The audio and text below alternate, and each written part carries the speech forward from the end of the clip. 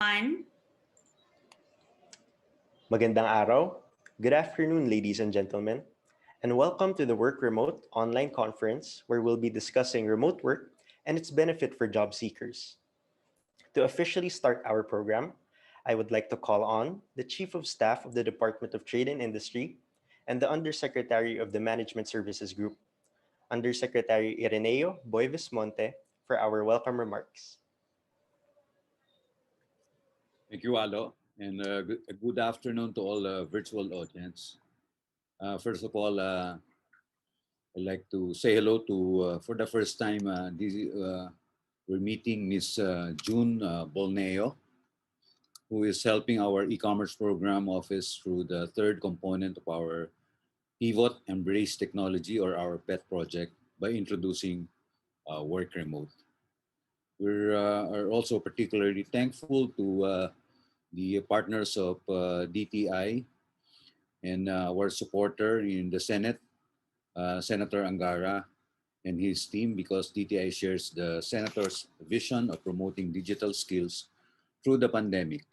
Many were forced out of during the pandemic, many were forced out of their jobs, while we also see e-commerce companies that require more jobs with the right skills. And the DTI hopes to develop a cadre of digitally skilled workers to support these companies. That is, in fact, in the 2022 e-commerce roadmap. I wish to acknowledge the many companies here today: Automattic, Freelancers in the Philippines, Microsoft, Kinsta, and Grow Remote.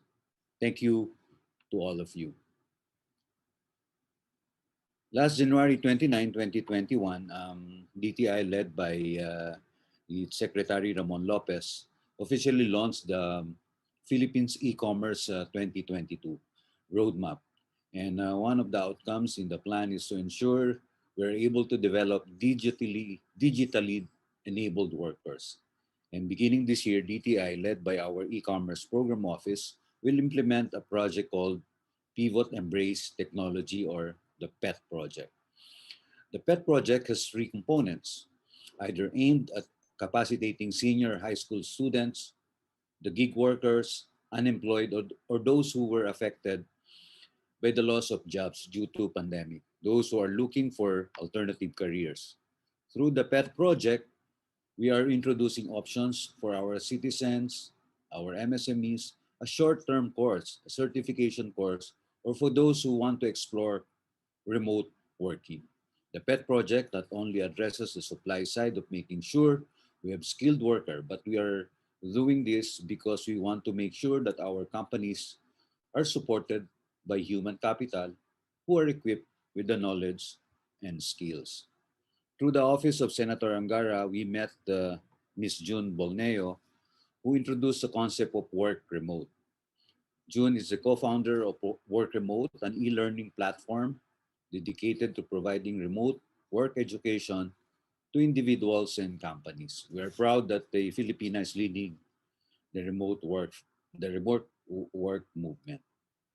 Work Remote, as one of the components of PET project, is composed of four phases, namely, phase one is where we are. The Work Remote webinar aims to introduce the basics of remote work to both job seekers and businesses. Phase two is the application, and phase three and four is the training and coaching. When we develop component three, we are looking at gig workers, OFWs, or those who have lost their jobs due to the pandemic, or those who are seeking alternative careers. We're pleasantly surprised that this has exceeded our expectations, as this component has generated over 10,000 expressions of interest, 11,114 to be exact. Because of the tremendous interest, Work Remote recommended this online conference to introduce the basics of remote work to both individuals and companies. Our webinar seeks to help our citizens successfully find work, and there are tremendous opportunities in remote work. At this day and age, remote work carries a new meaning, as it does not necessarily mean outside our shores. As I made to understand, remote work is not about location. Remote work is a way of working. Our sessions will guide the participants where to find remote job opportunities, help participants prepare in their application for remote work, and provide participants with the resources and support needed during the application process. Through the guidance of Ms. June Bolneo, our third component will adopt the remote work mentorship program to a group of 100. We will make them ready and employable, but of course, the fate of their application rests on the applicants themselves. This project is starting small, but the interest it has generated indicate that there is a potential for scaling up. This is the future of work, and we must be ready for it. Much stress on what will happen for this pilot initiative. Again, on behalf of the DTI, I would like to thank Senator Angara, Ms. June Bolneo, and the Work Remote team.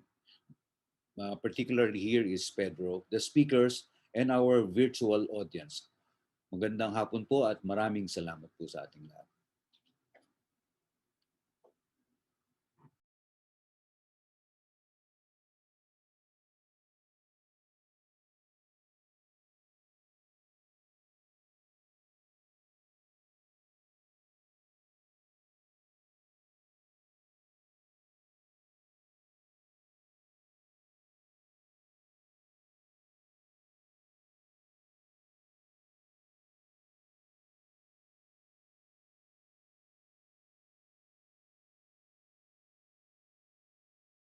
One. To provide opportunities to every Filipino family is the goal of every measure and policy pushed by Senator Sonny Angara. He has sponsored and authored more than 200 laws in his 16 years as legislator. Senator Sonny has authored such landmark legislation as the Free College Law, the Free Kindergarten Act, the Universal Healthcare Act, the Expanded Public Employment Service Office Act, the Kasambahay Law, the OWA Charter, the Expanded Senior Citizens Act, the National Athletes and Coaches Benefits and Incentives Act, and the National Sports Academy Act. He now serves as a chairman of the Senate Committee on Finance and is advocating a Tatak Pinoy strategy for making Philippine goods and services more sophisticated and globally competitive. Seeing the potential of Filipino professionals to succeed further in the digital economy, Senator Angara filed the National Digital Careers Act and the National Digital Transformation Act, bills which have garnered renewed interest in light of the COVID-19 pandemic. Senator Sonny is a graduate of Xavier School, the London School of Economics, the University of the Philippines College of Law, and Harvard Law School. Once again, a message from Honorable Senator Sonny Angara.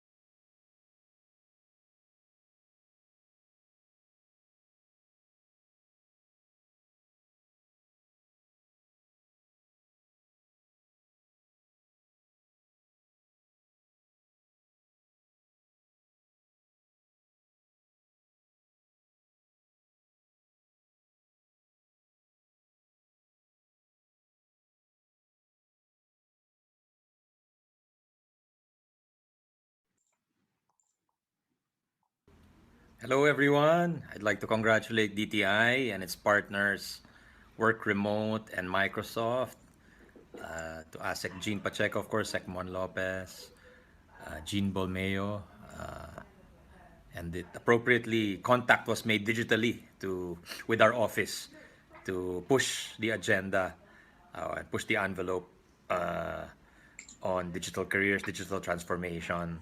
So we look forward to a fruitful day or a fruitful session or sessions where we learn so many useful and productive skills. Uh, I think as you all know, we're playing a bit of catch up, But I think in the digital world, we can really leverage on the abilities of Filipinos, resourcefulness, communication skills, and a good education. So we're headed in the right direction, and we thank everyone who's involved with this project. Salamat po, mabuhay kayo. Good luck. God bless.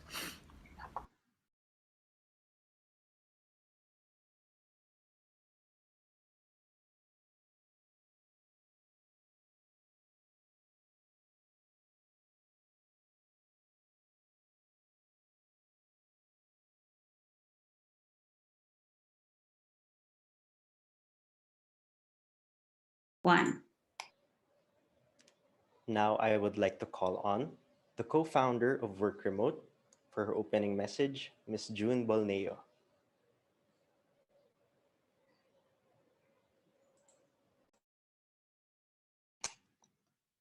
Good afternoon, everybody. And I am so grateful that I'm able to give back to the Philippines now.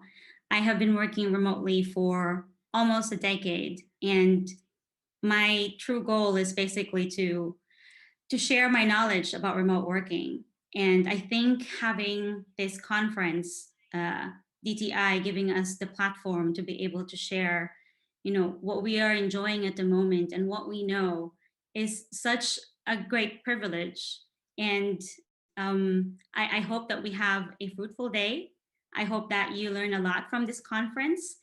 And if there's anything that you need, we are here to help as well. And uh, so far, that is it for our side. Again, thank you, Usec Boy, Asek Jean, for giving us the opportunity to be able to teach the Filipinos about what remote working is and its benefits to our nation.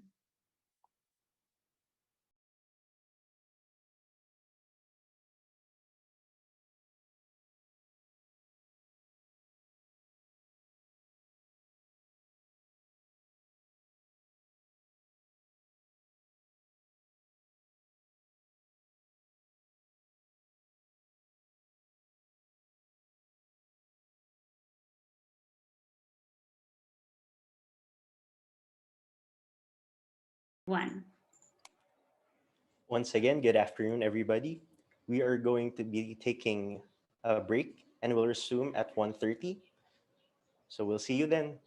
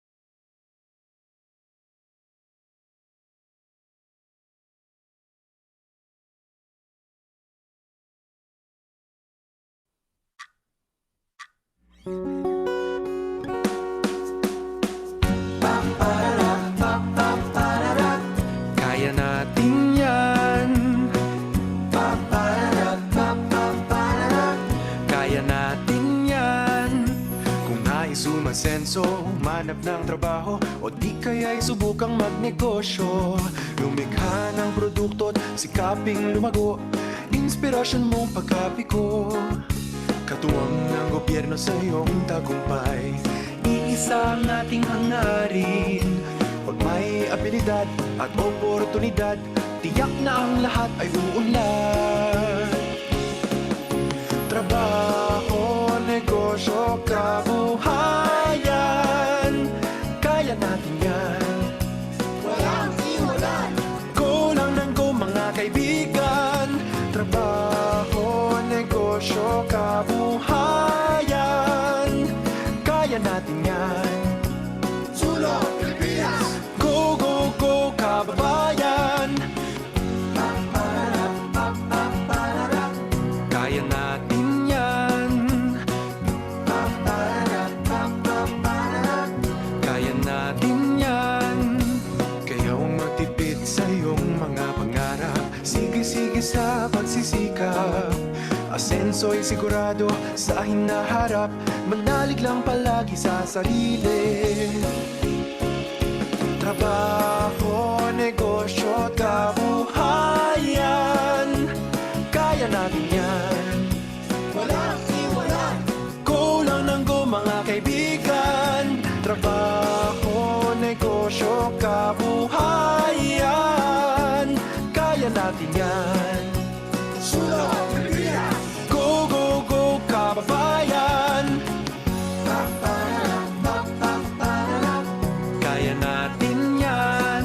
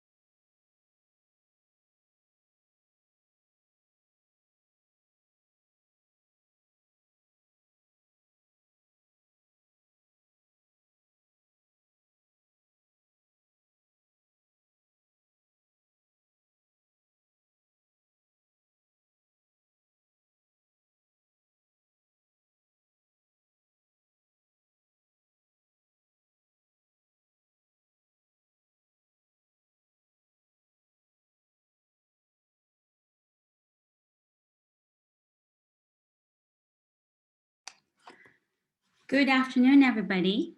My name is June Bolneo, and I'm the co-founder of WorkRemote. Today, we are going to be discussing the introduction to remote working. I'm very excited to be talking about this particular topic because I think there's a lot of things, there's a lot of misconception when it comes to remote working. Especially during these troubled times, the pandemic kind of forced everybody to work from home.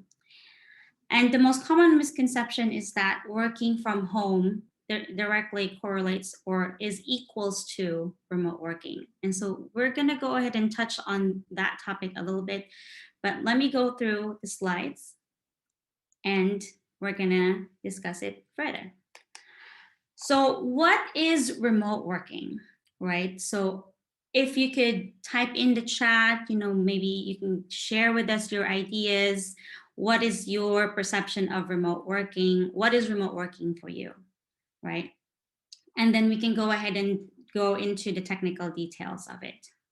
So remote working or remote work is actually a working style that allows professionals to work outside of a traditional office environment. And basically, this means that remote work or remote working is not just working from home.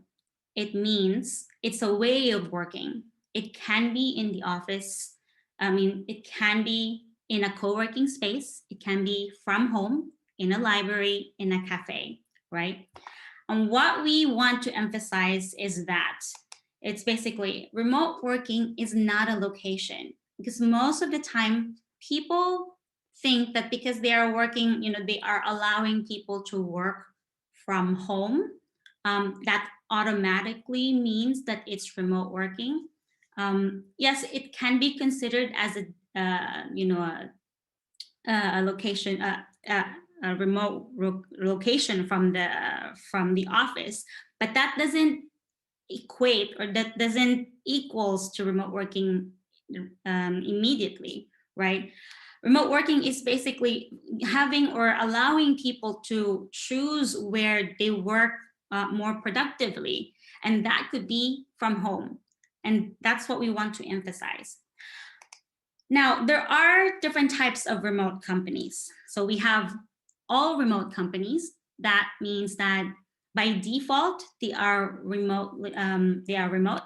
They don't have an office, but it could also be they are remote only within a certain geography. It could be only within the city, or it could be all remote within a specific country, or in some cases, it could be all remote in a specific continent or a region. There are many reasons why companies would choose an all remote with a geography limitation. And that has a lot to do with the business entity, the legal entities of the businesses. Maybe they only have legal entities in certain areas. Maybe they only want that particular time frame because that's during their office hours, and there's going to be an overlap with their teammates. It really depends on the company who's offering this to their employees, right? But they do exist, and they are all over the world. And fully distributed companies are something similar as well. They are also all remote. They don't have an office, but they're fully distributed across time zones, across all regions. It means that it doesn't matter where you are located. Like companies like GitLab and Automattic, they hire people from everywhere. We actually have people from Automattic. Marjorie is going to be joining us later today, and she can tell us a little bit more about what a fully distributed company is like, what it's like to work for a fully distributed company. The culture is different, when you're fully distributed. Now, GitLab, we also have Filipinos in GitLabs. We have GitLabbers in the Philippines, and the point is that we have companies, fully distributed companies, or all remote companies who are willing to hire from the Philippines. And then we have the two other types of remote companies, which is remote first hybrid and remote friendly hybrid. So these are the hybrid types of remote working, right? Microsoft is a really good example of a hybrid company. So they are trying to embrace a remote first culture. That means that by default, they are remote. They are flexible. They can choose their schedule, whether they want to go ahead and work from the office or whether they want to work from home or from another location that is approved by their company, then they can go ahead and choose to do so. So Microsoft is giving the power to their employees to be able to choose that for themselves. Another good example is Facebook is actually trying to go remote as well, or remote first. A lot of big companies from the Silicon Valley, the big tech companies have started this transition to being a remote first company, giving the option to their employees to be able to work from home, or if they want to move out of Silicon Valley, because California is expensive, right? And so they would allow their employees to work from anywhere, because most of the fully distributed companies, or all remote companies, they are in tech. Not all of them, but it's a lot easier for tech companies to adapt to this new way of working, because most of the tasks that they do are actually can be done online. And so they realized, especially when the pandemic hit, like a lot of companies started realizing, like, hey, we can actually do this, and they are choosing, they're in this phase where they want to choose between do they want to go hybrid first, or do they want to go remote first or remote friendly, right? But they are in this section in the remote first or remote friendly. So remote friendly companies are companies that are by default working in the office, but you can go ahead and work from home if you want to, right? But they expect the employees to go to the office on a normal basis. And so, as you can see, there's many. This is not by all means the full list of remote companies. There's a lot of diversification. You also have like flexible companies wherein your shift can actually move from the morning to the night. There's a certain allowance of hours that you can move your shift. So it really depends on the company, but we kind of put them in these 4 buckets to make it easier for people to understand, right? So I hope this kind of enlightens you of what type of companies are out there. And when you start applying for a company, you can go ahead and try asking them, are you all remote? Are you fully distributed? Or if you are applying for a regular company, maybe in the Philippines, somewhere in the city, you would say, are you remote first hybrid, or are you remote friendly hybrid, right? So this would actually make you understand, or allows you to kind of understand what the culture of the company is like before you even join them, or before you even show up in an interview. So aside from the different types of remote companies, we also have 3 different types of remote workers. And I think when in the Philippines, when we talk about remote workers, we automatically associate it with gig workers or freelancers, which is the most typical type of work, online work that we get from the Philippines. I also started as a freelancer and a contractor many years ago, right? And so and this is it when we started as Filipinos, started adapting to this new way of working. The entry point was actually in the freelancing contractual part. However, either the freelancer contractor or the online entrepreneurs, wherein you create your own business, right, or you sell something online. Those two are the most common in our country. However, what not many people know is about remote employees. And remote employees are actually like, it's like you belong to a regular company with your contracts and social security and taxes and all of the benefits that you would get from a normal employee, but you don't have an office, right? So going back to the type of companies that we spoke about earlier, if you belong to an all remote company or a fully distributed company, right? You could be living in the Philippines, but your teammates can be distributed all over the world, and your company would not have an office. Therefore, it really doesn't make any sense for them to to kind of like require you to go to the office, because there is none. There is no headquarters, and so all of their employees are remote employees, right? And this doesn't, we don't talk about it very often because most of us don't know they exist. However, there's actually, a lot of opportunities out there, because if you realize, especially now, right after the pandemic, and companies have started adapting to remote working, the people that they will hire later on will most likely be remote. Especially during this period, it's very difficult for us to ask somebody to go to a physical office.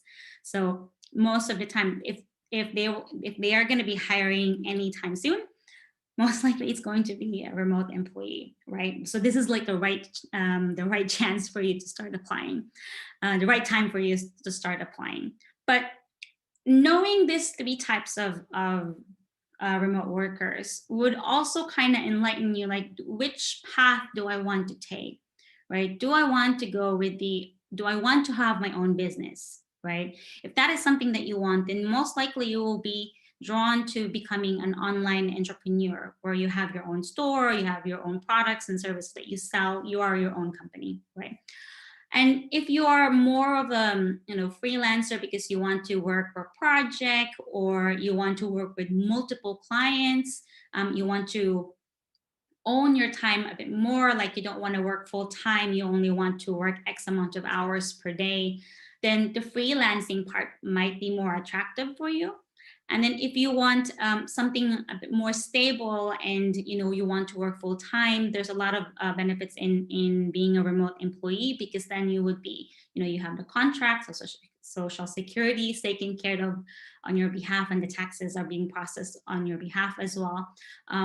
Then maybe the remote employee would be a good option for you, like to have that sort of stability when you're talking about work.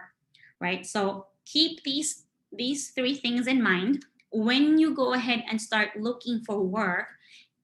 It's important that you choose which one before you even start applying, or at least keep that in the back of your head. Right, so I want a full-time job. I want to only work in the afternoons, or I want a side hustle. So meaning you shouldn't be applying for full-time remote work if you're only looking for a side gig. Or if you want a full-time remote job, you shouldn't be looking for a side gig, right? It could be, but it would be more effective for you to actually focus down on which path you want to take. Now, we have been doing these initiatives from in other places as well, especially here in Portugal, because I am actually based in Portugal right now. I'm originally from Cebu. I'm actually Cebuana, Bisayang Dako, Bistak. So I'm a Cebuana. We moved here about almost 5 years ago. It's going to be 5 years this year. My Portuguese is still terrible, but but my Bisaya is very good though. So it's still very good. But the point is, we actually ran similar programs here in Portugal. And this is the data that we've collected from that program that we ran last year. So the highlights of our past programs, right? 63 of our applicants were women. And this is not, but this is just data from one program, and our other programs actually shows more or less the same data. The need for remote working and full-time work, a stable online job, usually is, in the women's side, we kind of want it, more than the men. I'm sure the male side of our species also wants it, but we kind of want it more. We want to stay, at home, take care of our kids, be closer to our family, right? And out of all of the applicants that we received, 64% of them want full-time remote work, right? So they want employment. And you would be relieved to know, if you do not have any online experience, 50% of all of our, from that batch also do not have any working, online experience. So don't feel so bad. It's normal, because this is a new way of working. We didn't have any experience about this, right? And we are currently adapting to it right now. And so with regards to the industry, we have tried to rank all of the industries that submitted the application. And surprisingly, we do have tech in there, right? But the highest were people from sales and marketing.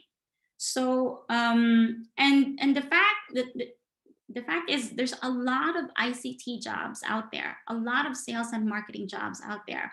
And what businesses need, and I don't know if you guys, everybody knows about this, but sales and marketing is very diverse. You could be doing sales and marketing for any type of business. And you imagine all types of businesses need sales and marketing. So imagine how many businesses do we have now, in existence in the Philippines, globally. How many businesses do we have? And all of those businesses will need sales and marketing, digital sales, digital marketing. And they will need people. They will need, help to run their sales and marketing campaigns. And that's, and if you look at it, that, from that perspective, there's so much jobs out there, so much work. Like we have been working remotely. Me and my co-founder, actually, we've been working for almost 10 years remotely. And we can tell you that it's the jobs out there is, enormous. There's a big gap of the talent and the jobs. It's just that the talent doesn't know where to find these jobs. And these jobs, usually they're so bogged down with the applications that they get that they're kind of like, having a hard time picking which one they want to hire. So there's a mismatch. And what we're trying to do is try to bridge that gap between the talent and the companies and the businesses that are looking for help. And that's that's why the Work Remote came about. We're here to guide people.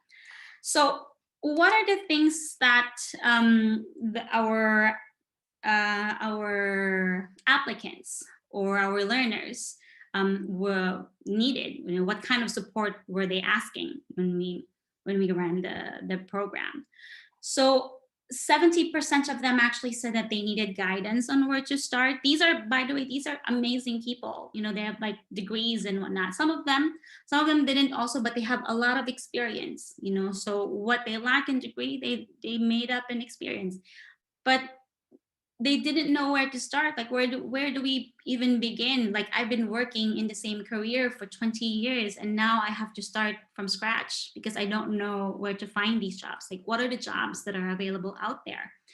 And that's where we step in, right? We guide them. Okay, these are the available jobs in the market, right? These are your skills. You can use the skills that you've already accumulated, for the past 20 years doing this job, and apply that for a new career online. Whether you want to transfer, let's just say you're an accountant and you want to do accounting, but you want to do that online.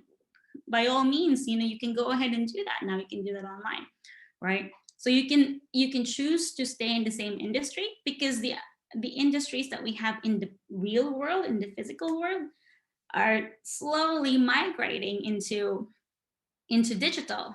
Now, one of our one company called Safety Wing is also releasing a product that is virtual health, wherein you can call in and have a consult with a doctor virtually. So you can, and you know, healthcare is a very essential type of work, but we are slowly adapting that to a digital format. So other than guidance, they also needed career coaching. And so this is where we normally get stuck, because we don't know how to brand ourselves. We don't know how to put our best foot forward when it comes to applying for work. Maybe it's cultural, maybe it's, you know, maybe because we were never taught about this when we were growing up or when we graduated from college. I'm sure the universities now are doing a better job than they did when we were still in college, but we never had this. You know, we never had this pep talk like, you know, you can go ahead and do this in your resume and whatnot, and you can do this in your LinkedIn and all that stuff. So we help them when it comes to putting their best self forward whenever they apply, like working on their CV, working on their cover letters, and all that sort of thing, and their LinkedIn as well, how to network online. And then lastly, the mentorship, wherein we try to bring them into our network and basically mentor them, like this is what worked and this is what didn't work for us. We just share, you know, what we have. And by the way, WorkRemote is part of a larger organization. We are part of a larger group, an association of different remote workers, of different companies that are working remotely, that are advocating for remote working. And some of those people, some of those advocates are going to be presenting today as well.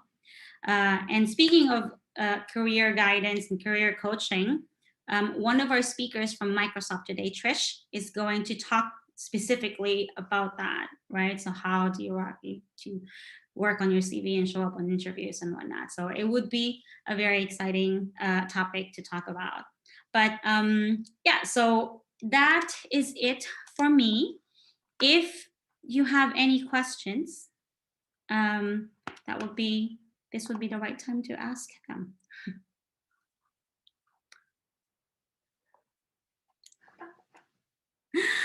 Okay, I think we're running out of time.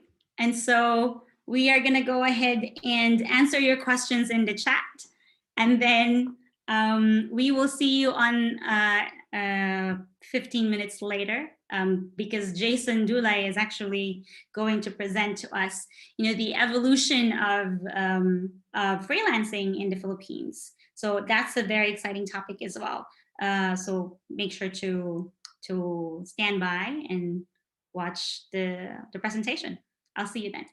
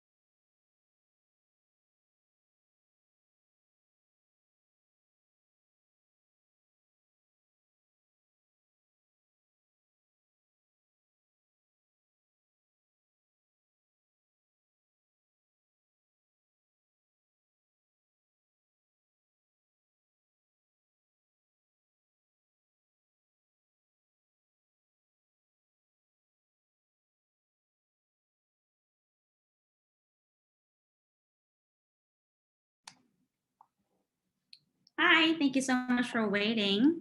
I have to apologize to everybody because I actually got the schedule wrong. So instead,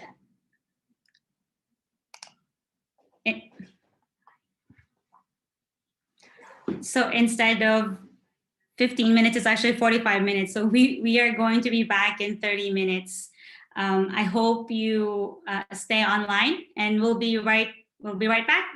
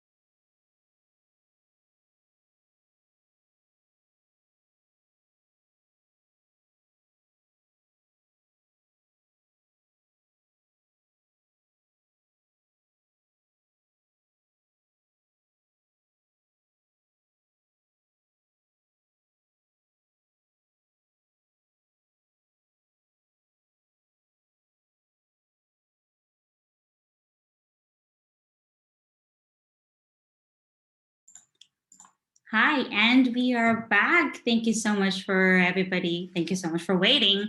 And so, without further ado, I would like to introduce Jason Dulay, considered as one of the forefathers of online freelancing in the Philippines.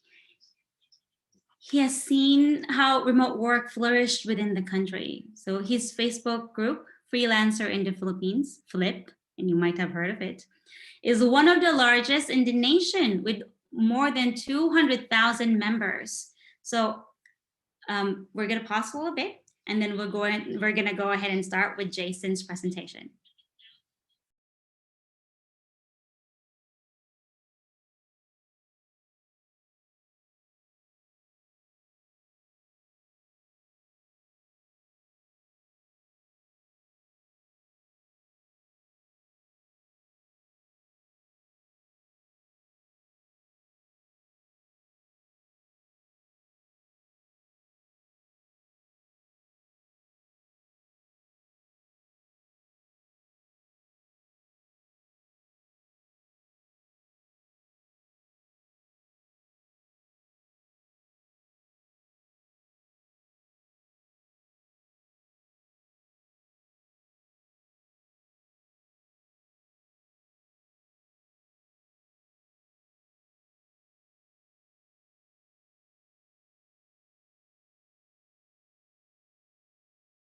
Go. Hey, and good afternoon, everybody. Thank you guys for waiting. I know there was a mix-up with the time. June mentioned to me there was a mix-up with the time, but we are here. Oh wait, I'm getting an echo. Teka lang. Oy, I'm here on my own YouTube pala. Ayan. So yes, we're back here. We're talking about this topic right now. We're talking about freelancing, the rise of the gig economy. Now, I'm in the chat room. I'm seeing your guys' chats over here.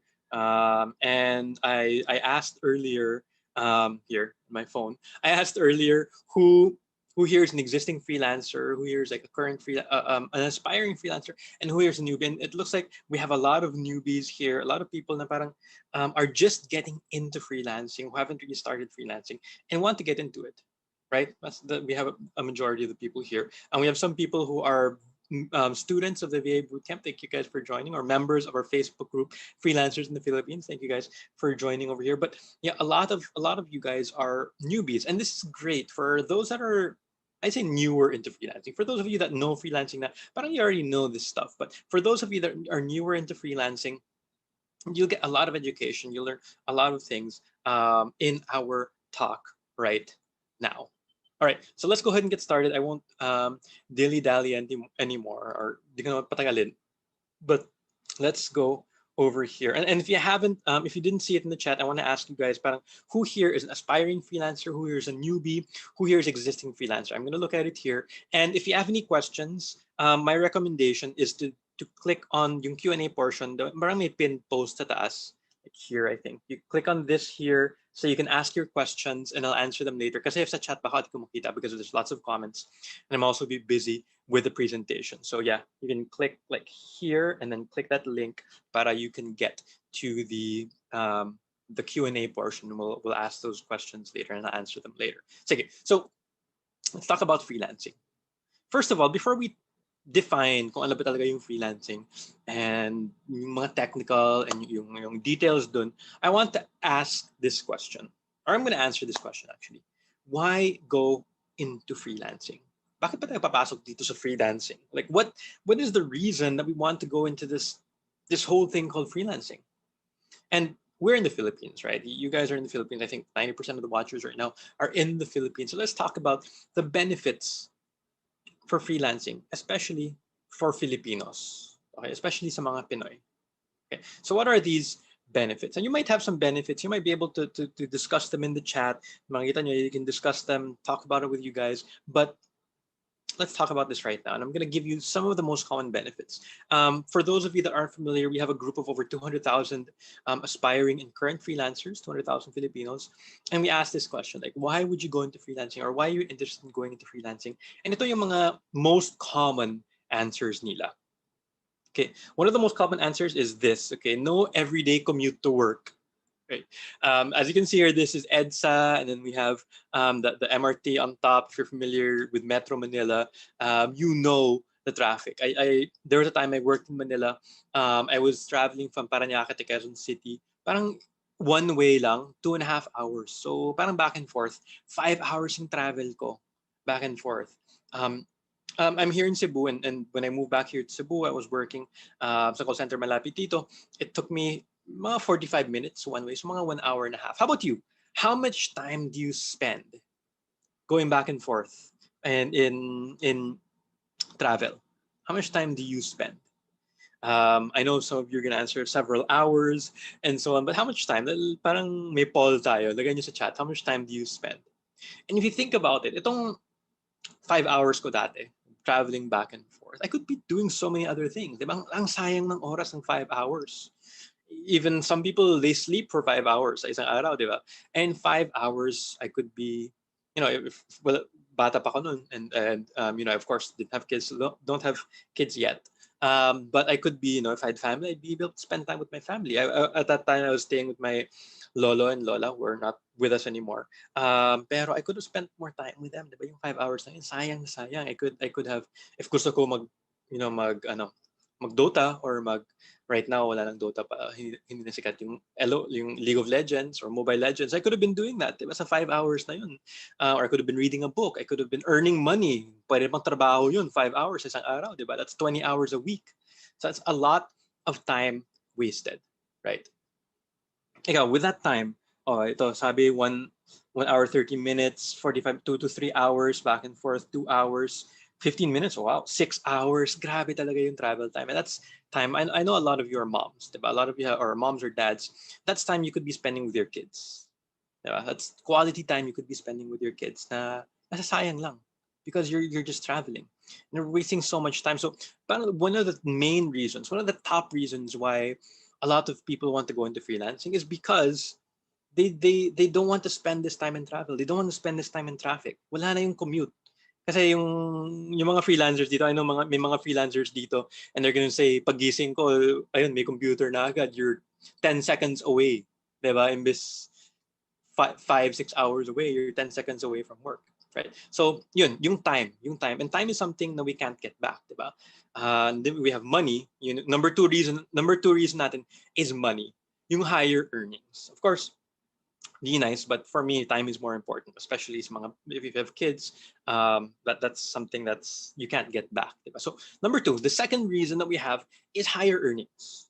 Right? So just to give some context here, I'm gonna go into my story later. Pero I used to work in the call center. I used to be a manager. I was earning mga 50,000 pesos a month, and then I went into freelancing. So of course, I'm earning more right now. Tapos nasa bahay lang ako, diba?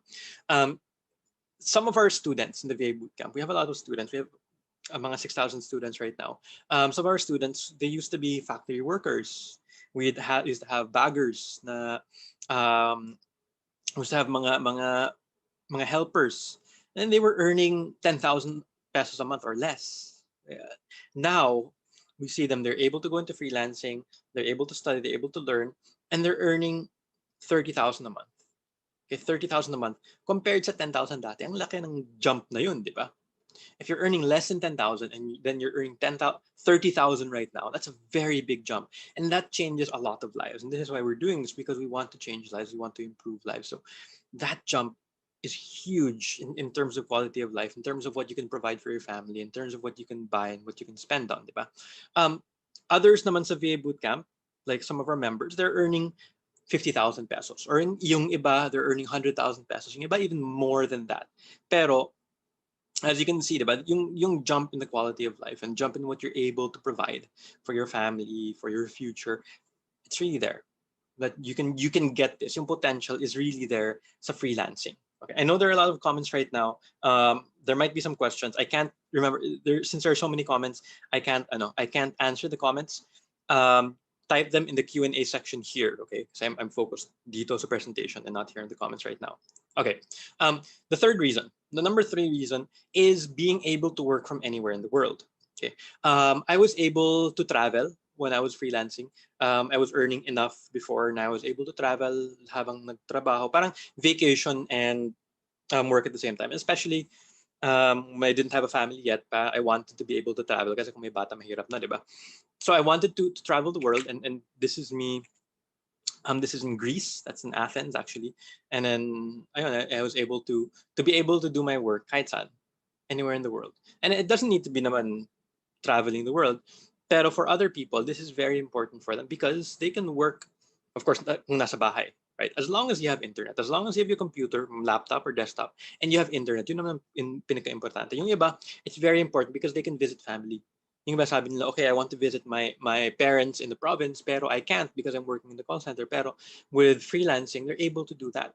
They're able to go to, well, right now, mahirap, diba, kasi pandemic. Pero before, they're able to travel to Mindanao, to around the Philippines, as long as you have internet. And hindi naman kailangan, for most jobs, hindi naman kailangan na naka-fiber connection ka. A lot of the times, I just use my cell phone. Naka 4G lang ako. Work from anywhere as long as you have internet. Even right now in the pandemic, minsan me and my fiance tinatamad kami, so we go to like Starbucks para magtrabaho social, no? Starbucks para magtrabaho para ibang environment, para may ibang tao na, of course, social distancing, very important, social distancing. So yeah, the next reason is being able to work at any time. Okay, so most work when it comes to working online is flexible schedule. So what that means is that it doesn't matter kung what time that you work as long as matatapos mo yung trabaho by the deadline. So may mga clients na, okay, before gumagawa ako ng website. So sabihin nila, okay, I want the website done by end of March. Ganun. So basta matapos siya by end of March, ako na bahala when I'm going to am I going to work 12 hours today tapos 0 hours tomorrow? Ako na bahala dun. And this is one of our coaches in the VA bootcamp. This is Ana Soriano.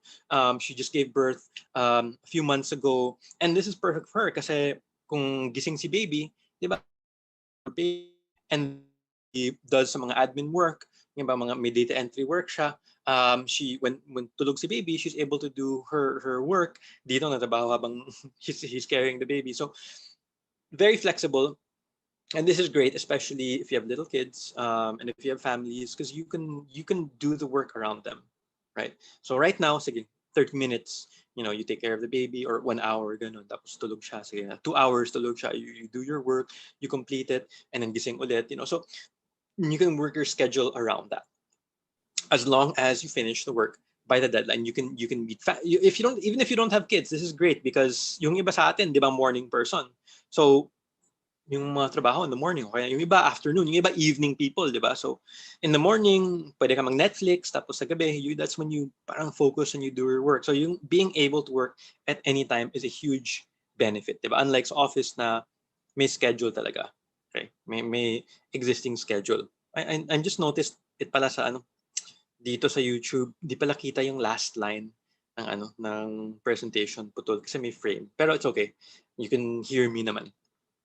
Okay, and then another benefit is in professional growth. You're able to do what you love. Sige, and this is great for a lot of people because ako, in my situation before, I was working in the call center. I worked in the call center for a lot of years, more than 5 years, and I was stuck.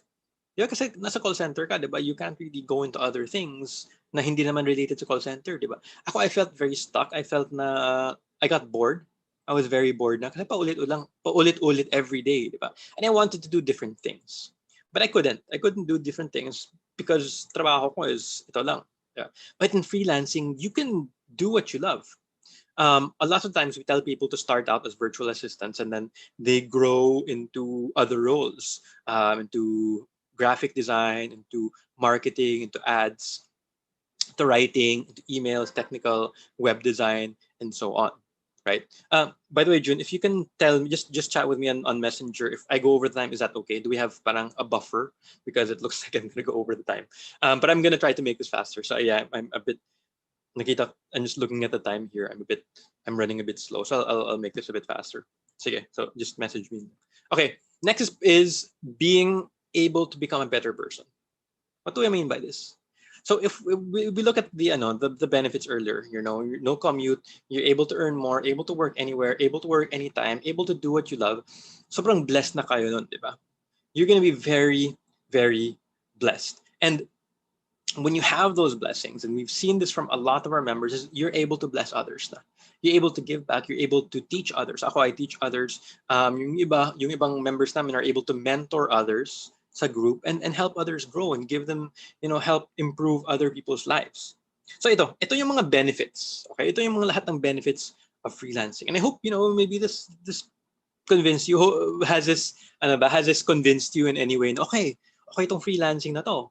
Or has this parang, ay, ayoko na ng freelancing. Sige, let me know in the comments. Did it encourage you or discourage you ba? Sige, I'm just looking at the comments. Your audio is working, most of the time 6 hours, or yung mga travel time. May problem ba yung audio? I don't think. Try ko close again. Start na. Oh. Yung iba clear. I think it's the connection sa ibang tao. Because yung iba clear, yung iba may issue. Sige. All right. So let me go into my story. Na audio is good. Okay. Let me go into my story. Let me share about my own story. Baka makarelate kayo. So I'm just going to go through this quickly. But before I started freelancing, I didn't know anything about freelancing. I started freelancing in mga 2010, 2011. And at that time, I was working my way up in the call center, and I became promoted. I became a trainer. I became a manager. And this is where I used to work. Sa Panda Manila. Ay, hindi. Sa Chase. Sa Chase. Sa harap naman, di ba? Sa Panda Manila. Which is okay naman. Pero I was working in JP Morgan Chase sa call center. Wala namang call center yung Panda Manila, di ba? So, I was working in JP Morgan Chase. And I was earning a lot na as a manager. But like I said earlier, di ba? I was bored. I was doing the same thing every day. And I wanted to do something else. Parang sa day off, sa extra, parang sa days off, and after work, I wanted to do something that challenged me. So I heard about this freelancing thing.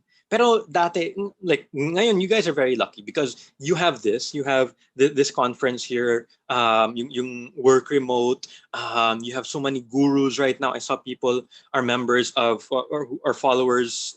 People who follow VA Bootcamp, who follow me, who follow FH Moms. But there's so many communities, there's so many coaches right now that you guys are so lucky. Because before, when I heard about freelancing, I wanted to look into it. I went on the websites, pero there was no information. Wala mga tutorials, wala mga YouTube tutorials on how to get hired, on what skills do I need. I had to learn everything on my own. At that time, we had to learn everything on our own. And that's the back then, that was the biggest challenge, is that there's no information. Diba? No matter how much I dig about information about freelancing, well, there's not enough information out there. There's no, like I said, there's no influencers, there's no tutorials. But right now, kayo, there's so many influencers, there's so many groups, so many pages, so many YouTube videos, diba? So iba yung challenge nyo. The challenge you face right now is that there's so much information. Right? There's so many YouTube tutorials, so many courses, coaches, gurus. I saw somebody said, saan ba ako mag-learn ng social media? And so many people had mga suggestions. May course dito, may course doon, may Udemy, and then there's so many different places, right? It's overwhelming. Okay, it's very overwhelming. There's so much information out there, just like over here, mind blown kayo. But first and foremost, I want to cover some basics when it comes to freelancing. So what is freelancing? Okay, so first and foremost, freelancing refers to being self-employed. I'm sure most of you know this, but I'm just going over this just in case. It means na ikaw yung boss sa sarili mo. Okay, you do work, you get paid for it. You can get paid by the hour. You can also get paid by the project. Okay, and I have some examples here. I know it's confusing yung description here, but I have some examples here. Makeup artists, they are self-employed. So when somebody hires makeup artists, let's say may wedding, diba? Or may party, diba? Somebody hires makeup artists, they go, they do their job, they get paid. And then tapos na, that's it, right? And then yung iba, let's say makeup artists sa mga, I don't know, may mga corporate shoots, let's say every month, diba? So may continuous projects yung makeup artists with a certain company, right? They do their work, they get paid either by the hour or by the project, and that's it. Pero they're not employed. Hindi sila employed. naka-freelance sila. So meaning wala silang, it's not stable job that they have with the company, and then the company doesn't tell them how to do their job. Sila bahala how they're going to do it, as long as they get it done. Diba? And that's the same with freelancing. What matters is that we get the job done. Doesn't matter what time we do it, what method we do it, basta matapos siya by the deadline. Yung mga massage therapists, same thing, very similar. Yung ibang freelancer are also mga handyman. Okay, you call a handyman because you need their help. They don't, they do a project for you, they do work for you, pero you're not employing them. Diba? So that's what a freelancer is. They do work for different companies, even though they're not directly employed by the company. Okay. What are some other examples? Aside from makeup artists, manghihilot, and handymen, what are some other, discuss na sa chat. What are some other examples of mga freelancers that we're more familiar with? Because I'm trying, in the offline world, sa hindi online, what are more examples of offline freelancers aside from these job roles? So yung iba na so much information daw, I'm seeing it here. What are some other roles? Now, when it comes to online freelancing, we also have online freelancers. And this is like the same thing. These are people who do projects, who do certain jobs for certain companies, but they're not employed by them. Graphic designers, they make logos, kahit hindi sila employed sa company.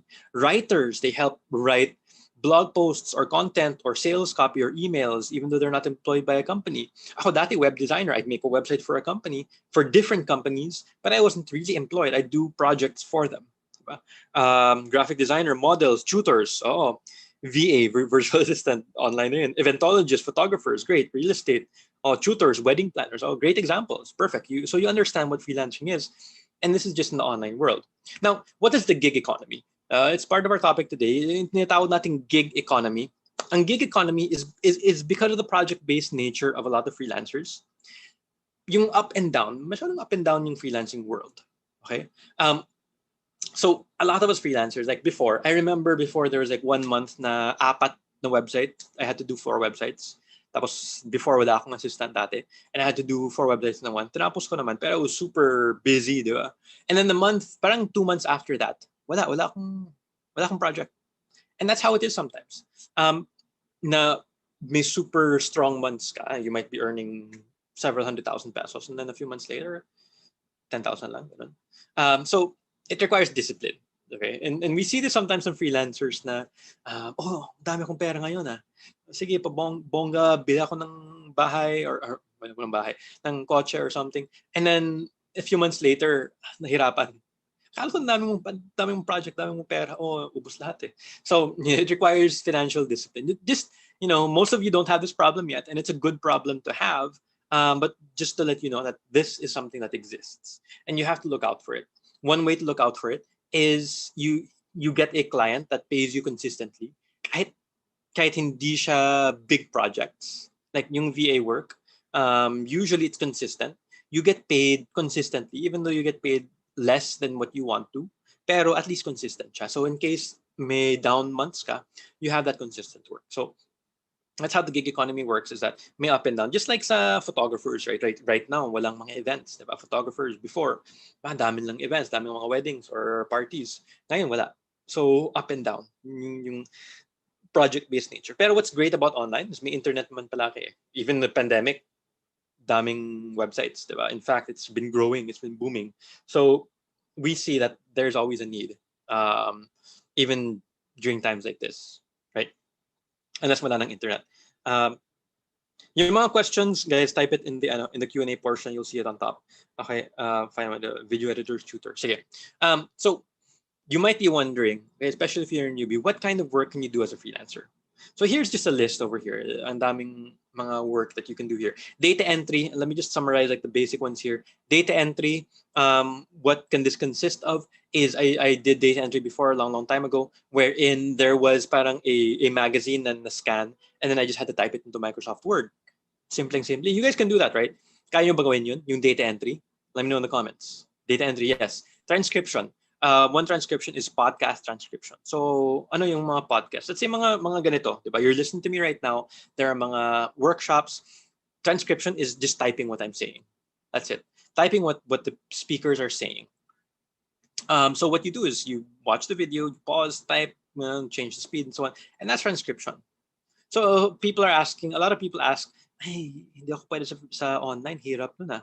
Pero let me ask you, can you do data entry? Can you do transcription? Kaya nyo ba gawin yun? Diba? You're gonna say, yes, data entry. Yes, oh, I'm a transcriptionist. May sabi dito, diba? Sige, email, calendar managing emails, managing calendars, using Word, Excel, PowerPoint, Office applications, doing research online, social media, galing ng mga Pinoy basta social media, website management, e-commerce store management, social search engine optimization, web design, Facebook and Google ads, email copywriting, blog writing, graphic design, yung mga logos, ganun, illustration, yung mga drawings, iba yun, programming, bookkeeping, and many more. So there are so many different things that you can do as a freelancer. And if you don't know where to start, just look at this list here.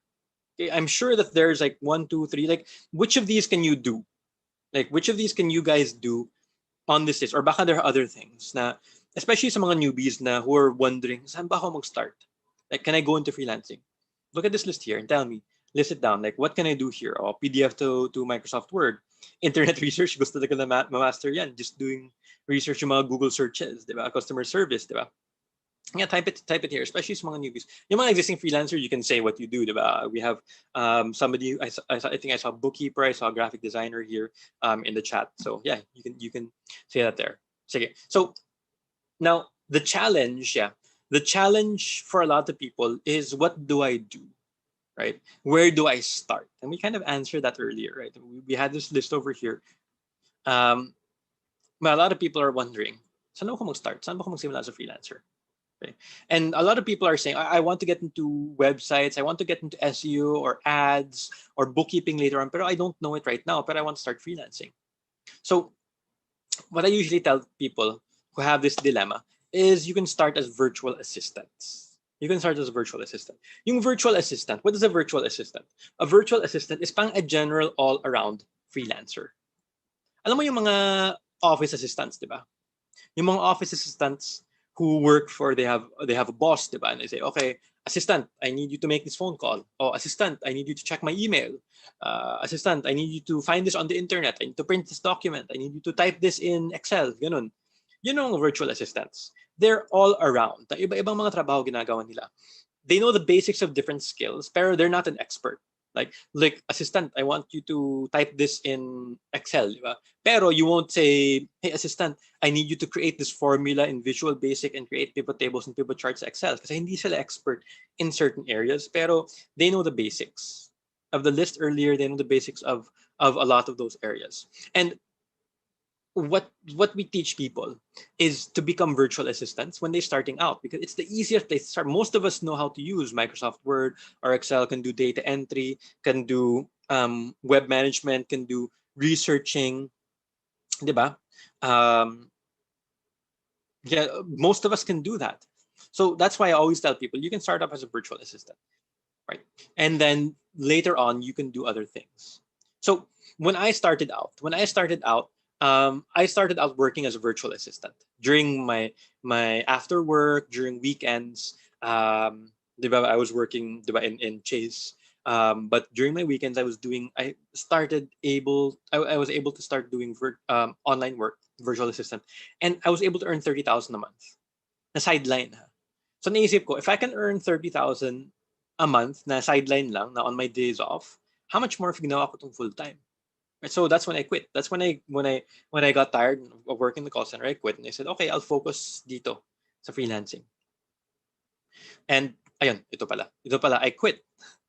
There are a lot of things that happen in between. We don't have like the time to go over my entire story here, but I was able to travel the world because of freelancing. I was able to touch other people's lives because of freelancing. Like this is one of our students here.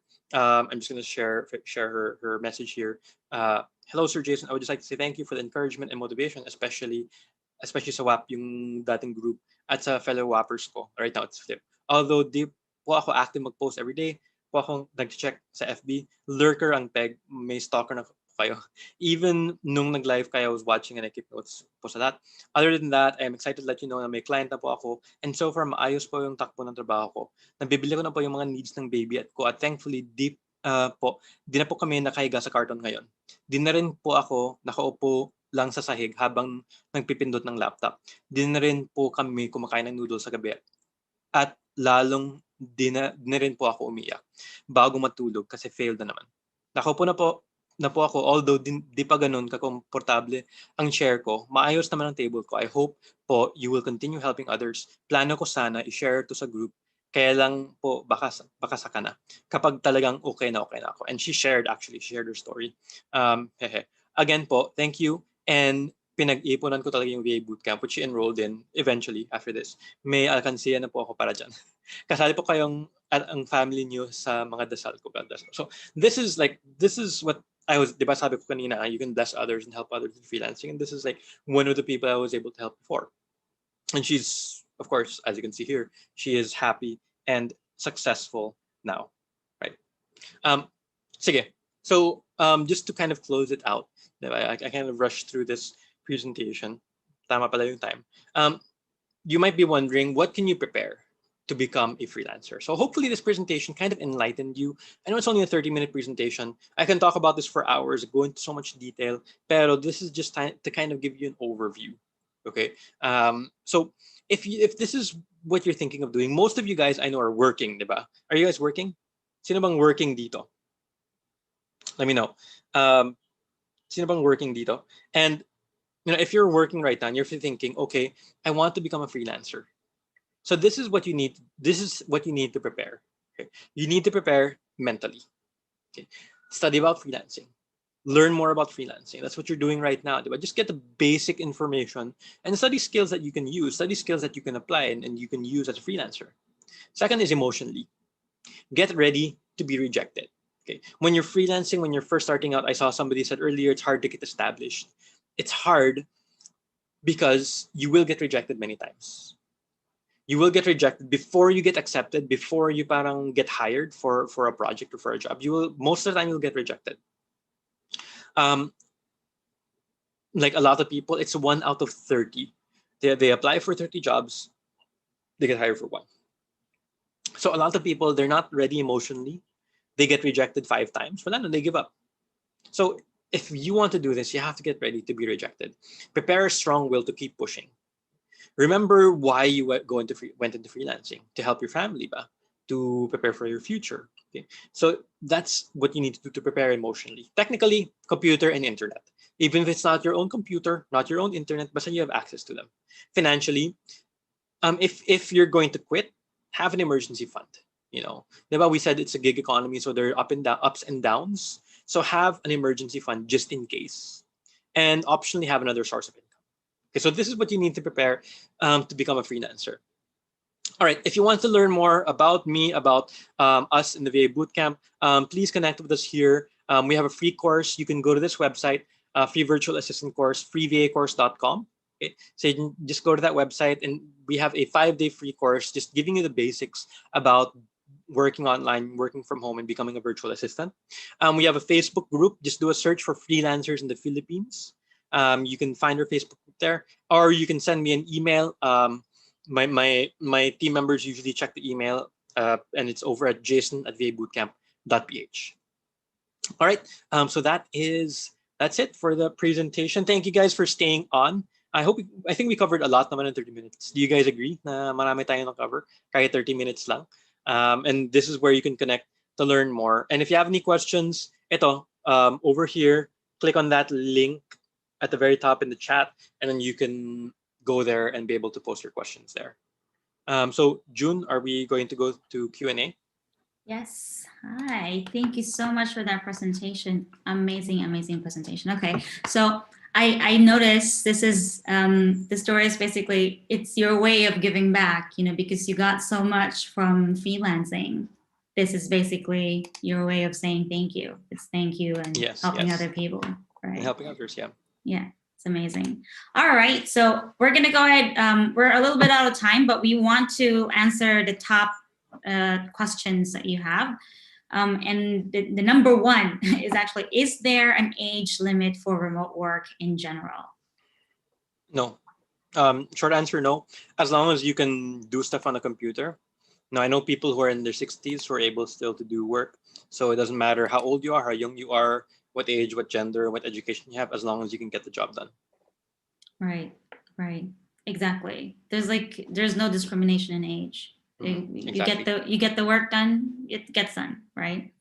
Second, and I guess this is going to be our last question. I would like to ask if we are going to do some training so we can land a job in order to work remote. Well, I guess this is something for Yeah, the this is already program. like Yeah. the free course. They can go there. Right, See another one exactly. if we have time. Yeah, let me see. Let me check the list. I know that this is no longer the case nowadays, but may I know if employers still have an age preference for their applicants? Are employers willing to hire? Okay, this is still regarding Was the first the one, age. yeah. I think it has the insecurity right there, right? That Yeah. they feel that na parang naiwanan na sila ng panahon. Can I still catch up, right? So and I'm seeing that most of the questions are also regarding the training. Jason has already provided the links that you can go to where you can get the training, and I think that would be a good idea for you to check it out, especially if you are still undecided, like, oh, do I really want to do development? Do I want to do design? VA positions are a perfect place for you to start because you can try out everything, and then once you find out, you figure out which one you like, you can go through that and pursue that career. There's a question in the chat that I'd like to answer actually. Yes, if we have go time. ahead. It's from Henry Chu. I don't know if you posted it there, but I said, Sir Jason, what was the biggest challenge when you transitioned from corporate setting to freelancing? Okay. So yeah, the biggest challenge when I transitioned is myself actually. So it's not really the clients, it's not really like learnings, but and this is what a lot of people face. It's themselves. You are your own worst enemy, in the sense that if you don't have a boss, who are you going to answer to? And it's only yourself. So you have to be the one. You have to be the one to push yourself. You have to be the one to parang push yourself to get up in the morning. Hindi na nakahiga, hindi na mag-Netflix the whole day, and to do work. Because otherwise, unlike in the corporate, if you don't do your work, somebody's gonna pester you. Here, you have to do it yourself. So that's the biggest challenge, is getting over that and being able to motivate yourself. But being your own manager and being able to motivate yourself and push yourself to keep going even when you're tired, even when you don't feel like it. And yeah, so that's the biggest challenge with myself. Ayun. Okay. Yeah, I agree. Totally agree. No, we're running out of time. I wish we had more. And thank you again so much, Jason, for coming on board. I think this is Thank you so much, Jude, for having me. Yeah, this is amazing that we're kind of working collectively, all of the freelancers and remote workers in the Philippines to help other Filipinos, to know more about remote working. All right. So everybody, next up is Trish. She's going to be talking about how to rock your virtual interviews. And so if Jason has prepared you on what you need to do, to be right before you apply for work, what are the skills you need to have? Well, Trish is going to prepare you how to show up to those interviews the right way so that you close the deal, right? It's one thing for you to get the interview. So, to get to the door, there's another part that you need to do right after you get into the door. And we'll have to talk about that. All right. We will be right back. Thank you again, Jason. See you in a bit.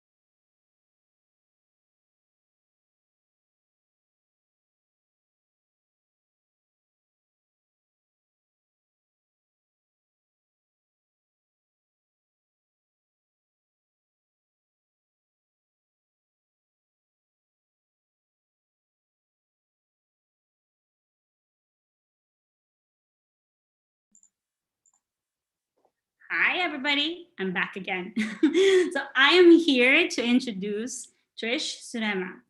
Trish is an international recruiter who specializes in branding, program management, and recruiting people across the Asia Pacific region.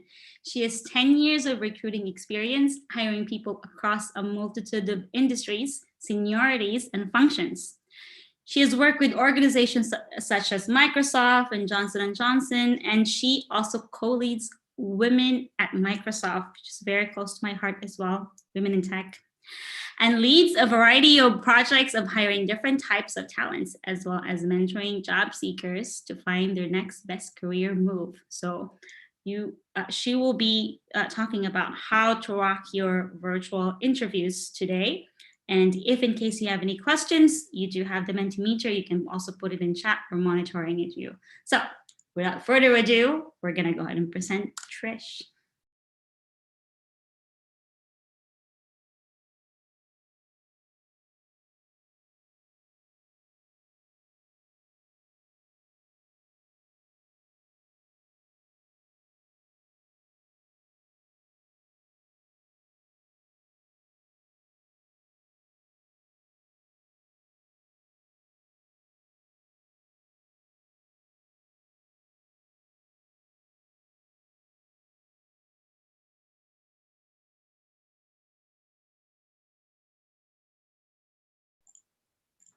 All right, so I think we are on air. Hi, everybody. Thanks for the intro, June. It's my first time doing this on this platform, so please forgive me for any technical difficulties. But thank you so much for joining us this afternoon. As June mentioned, I am here to talk to you about how you can rock your video interviews. So I can't see any comments. I can't see like your beautiful faces, but just put in all of your questions on the chat box so that we can answer them later. So I know that going through interviews might be a bit nakakakaba. Like it's not something that we always do. That's why we tend to be quite nervous when it actually happens. But in reality, there are certain ways for you, like certain things for you to do for you not to be as nervous in your interviews. In particular, this afternoon, I want to talk about how you can best do your interviews on a remote setting, because usually most people would have probably had face-to-face interviews, but for remote interviews, you have to look for like different ways, and you have to be a bit conscious about some of the preparations that you would need to take for you to be successful, right? So this afternoon, in the next 20 minutes, I'll be talking about the advantages and disadvantages of video interviews. Next is I will talk a little bit about how to best prepare for your interview, what you do on the actual interview itself, and what you can do afterwards so that you can close off that deal as much as possible. So let's talk about some of the challenges for remote interviews. The first one is it limits nonverbal communication. So when you're speaking with somebody face to face, typically you would be able to see how interested they are in what you're saying because of, let's say, how they sit, like if they're leaning back, or maybe they have their arms crossed or whatnot. But if we are on a video interview, we can't like I have my arms crossed, but you can't see that, right? So it limits that nonverbal communication on on that overall equation of you getting to know the other people. So that's one consideration that you have to kind of think about. Next is it actually also hinders the natural flow of conversation. Sometimes you're not quite sure if the person you're speaking with is already done talking or if they're just thinking. Sometimes, and I've experienced this a lot, the internet connection would be quite bad and there will be some lags between the conversation, and sometimes you talk over each other. So those are just some things that you need to be conscious of when doing your video interview. However, I really think that the benefits far outweigh the risk, right? The first benefit, I think, is that you can have your notes. So if you're someone like me, I cannot memorize everything on the top of my head. I need to have bullet points of the things that I want to talk about. And that's what I'm doing right now. But having a video interview, you have that advantage of preparing your notes and putting that somewhere in your computer. just make sure that you don't read it, because this is what you will look like, right? Hi, my name is Trish. My experience is XYZ. So, but if you just look at the bullet points of what you want to talk about, and then keep your eye contact on the camera, that would be, just perfect for your interview. Next is that you have longer times in between your interview. So if you've had interviews in the past, usually what they do is that they schedule back-to-back sessions for you so that you don't have to go to the office, again and again. But with a virtual interview, since it's virtual, you're not really going to the office, they can schedule it with huge gaps of time in between, so you can actually rest and take a breather. So I think that's one huge benefit that you can take into consideration. The last one is travel issues. If you have experienced the traffic in EDSA, it's not fun, right? But with a virtual interview, you don't have to worry about traffic. You don't have to worry about being mapawis kasi nag-jeep ikaw or nag-bus ikaw. You just have to, just show up, prepare, make sure that you're comfortable, and start your interview. So I think for me, that is such a huge benefit, because the stress that you get when you travel to an interview adds up on your overall anxiety. But if your interview is online, it would make things a little bit easier for you. Okay, so let's talk about how you can prepare for the interview. And there are two parts that I want to discuss, right? Number one is on the technology. So there are 5 things that I placed on the screen.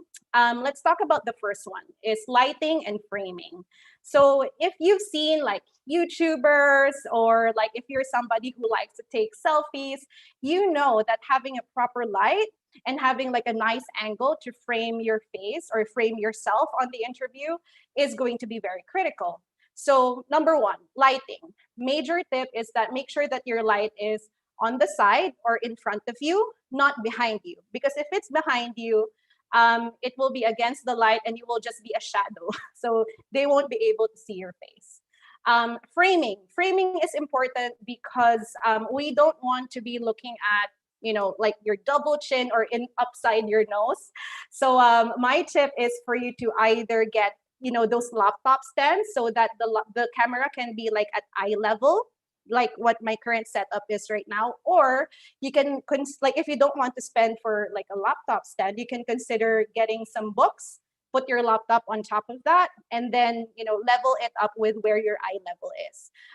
That way you can have like a really good angle, and it will not be distracting your interviewer during the conversation.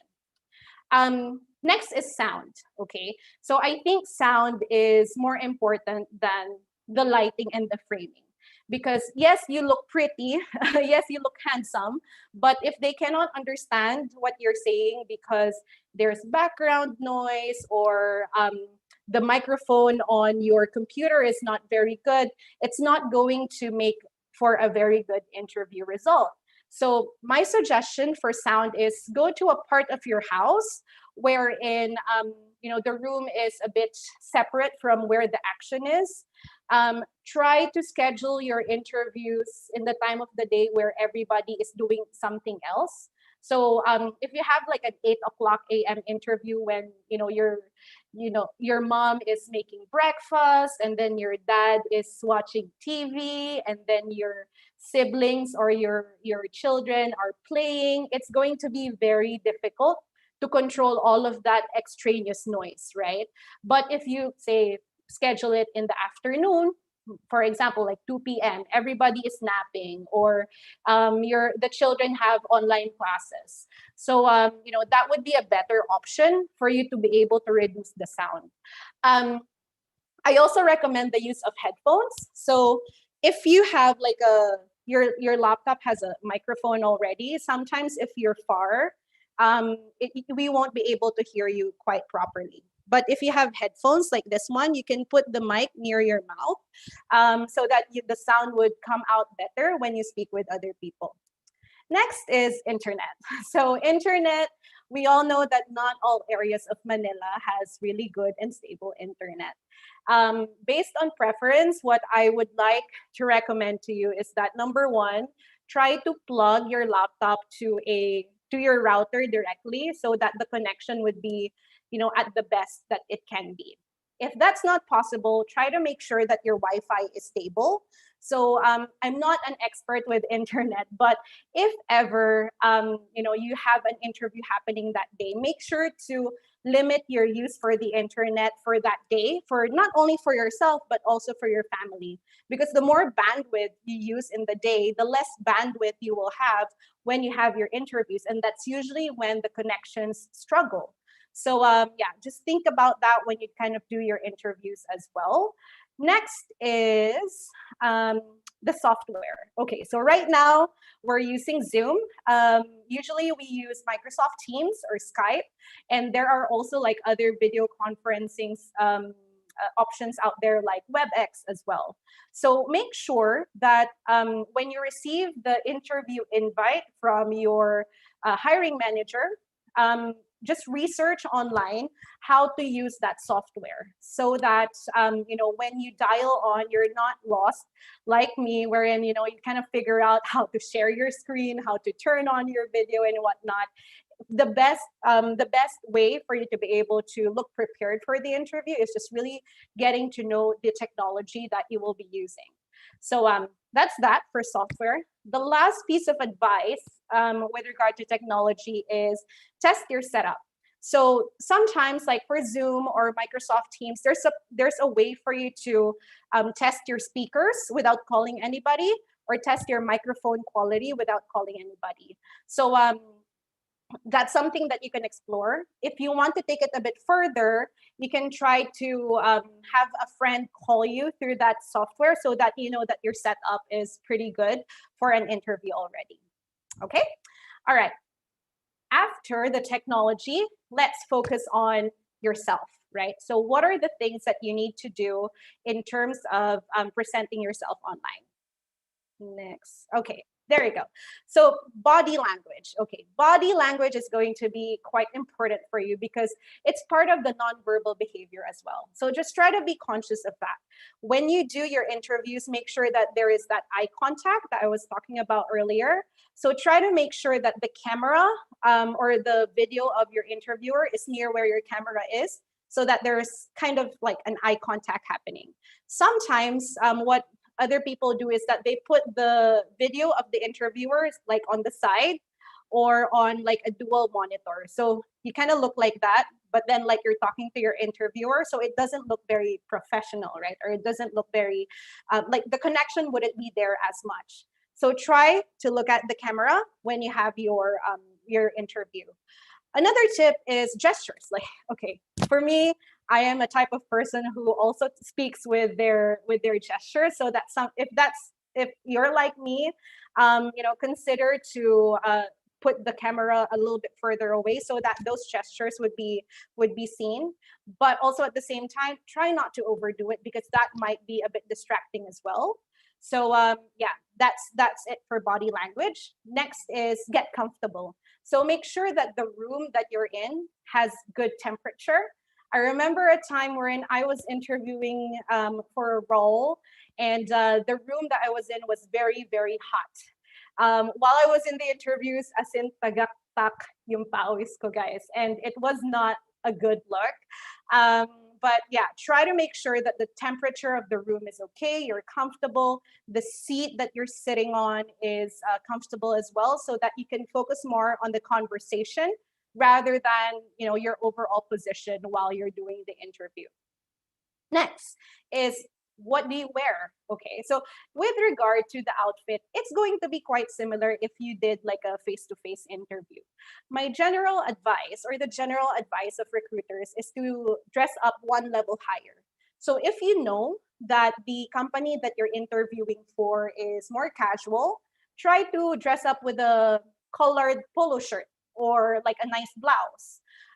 If you know that the company that you're going to interview for is a bit more formal, try to wear a suit or a blazer on top of your shirts.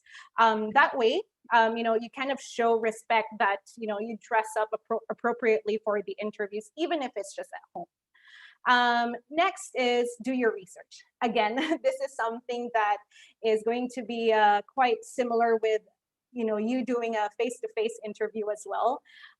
Two things that I recommend for you to look into while you do your research is, number one, research the company.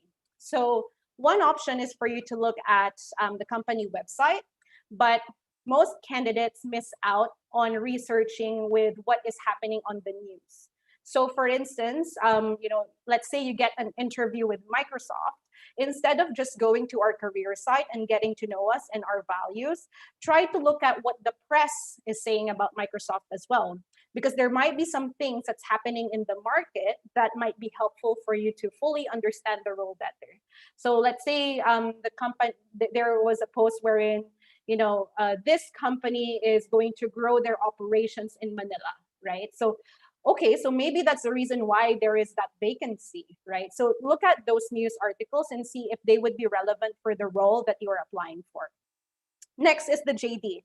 So the job description tells you a lot. So it can tell you a little bit about the company, but it can also tell you a little bit about what they're looking for in the role.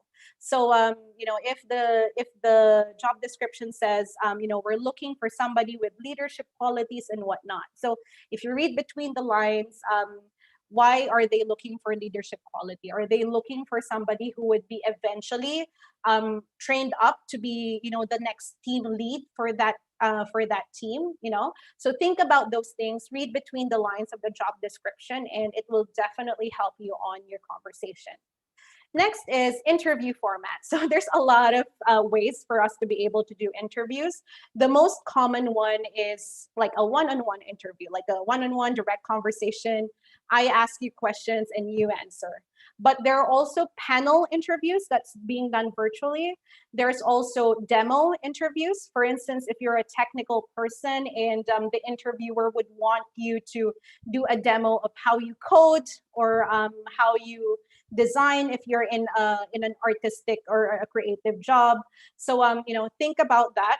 Ask your recruiter what is expected of you on that interview so that you come in better prepared. So that is it in terms of preparing for your interview. Now, you might be wondering, okay, why do we need to interview in the first place? And what are we looking for as recruiters? So really, the interviews is the best way for us to be able to gauge how you would be, fit for the overall job that we have. So I listed down for the top four things that we check during interviews. The first one is you're fit for the job. Right? So do you have the skill sets, or do you have the mental aptitude to be able to succeed in this role? So those, basically the question is, can you do the job that we have, right? So that's number one. Number two is the team. Do you have the people skills that we need for somebody to work well with a team? Or are you also a great team player wherein, you would raise your hand if there are high volumes, or you would look into stretch projects and things like that. So, finding that good vibe with the team is going to be quite critical as well. Next is fit for the company. So I talked a little bit earlier about the company values that you will find on the website. So just take a look at how those values reflect on your personal values as well. So for instance, for me, one of Microsoft values is growth mindset. And that's something that is quite critical for me because I am not somebody who knows everything, and I question a lot of things. Before I thought I was just, asking silly questions, but what's good about, the fit of myself and the organization is that Microsoft is also a learn it all culture. So asking a lot of those questions does not bother other people. So think about how your own values relate with the values of the company that you will be joining. Right. And then the last one, so not all companies do this, but if a company looks into your potential, then that's a good sign because they would be able to see, let's say you don't have all of the requirements for the job, but you have 8 out of 10, for instance. So they would be able to identify and see your willingness to grow and your willingness to grow with the organization as well. And that way, it's a positive thing for us to see because we could potentially see you as one of, say, the future leaders of the organization. So that's why we interview.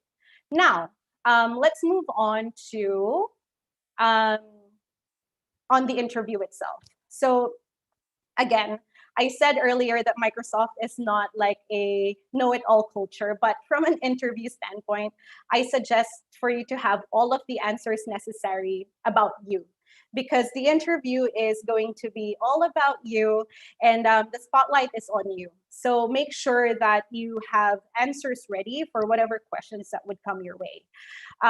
It's impossible for you to know all of the questions, but let me give you 2 tips for you to be able to answer most of them.